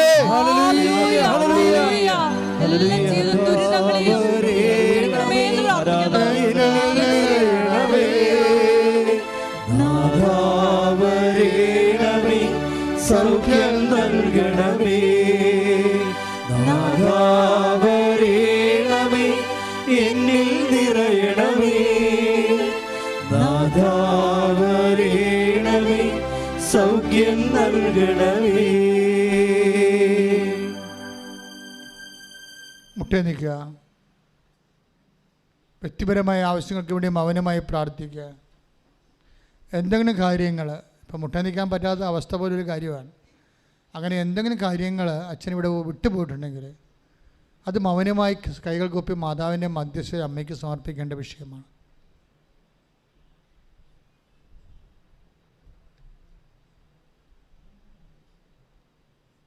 എല്ലാവരും മുട്ടുകുത്തുക. സമാപന ആശീർവാദം.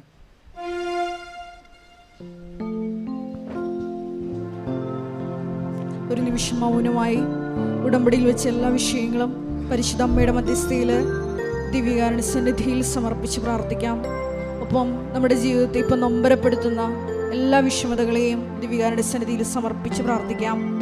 അമ്മയുടെ പ്രത്യക്ഷീകരണത്തിൻ്റെ സാക്ഷികളായി ഞങ്ങളെയും ഞങ്ങളുടെ കുടുംബത്തെയും ഉയർത്തണമെന്ന് പ്രാർത്ഥിച്ചുകൊണ്ട് ശിരസ് നമിച്ച് നമുക്ക് ദിവ്യകാരുണ്യനാഥൻ്റെ ആശീർവാദം സ്വീകരിക്കാം.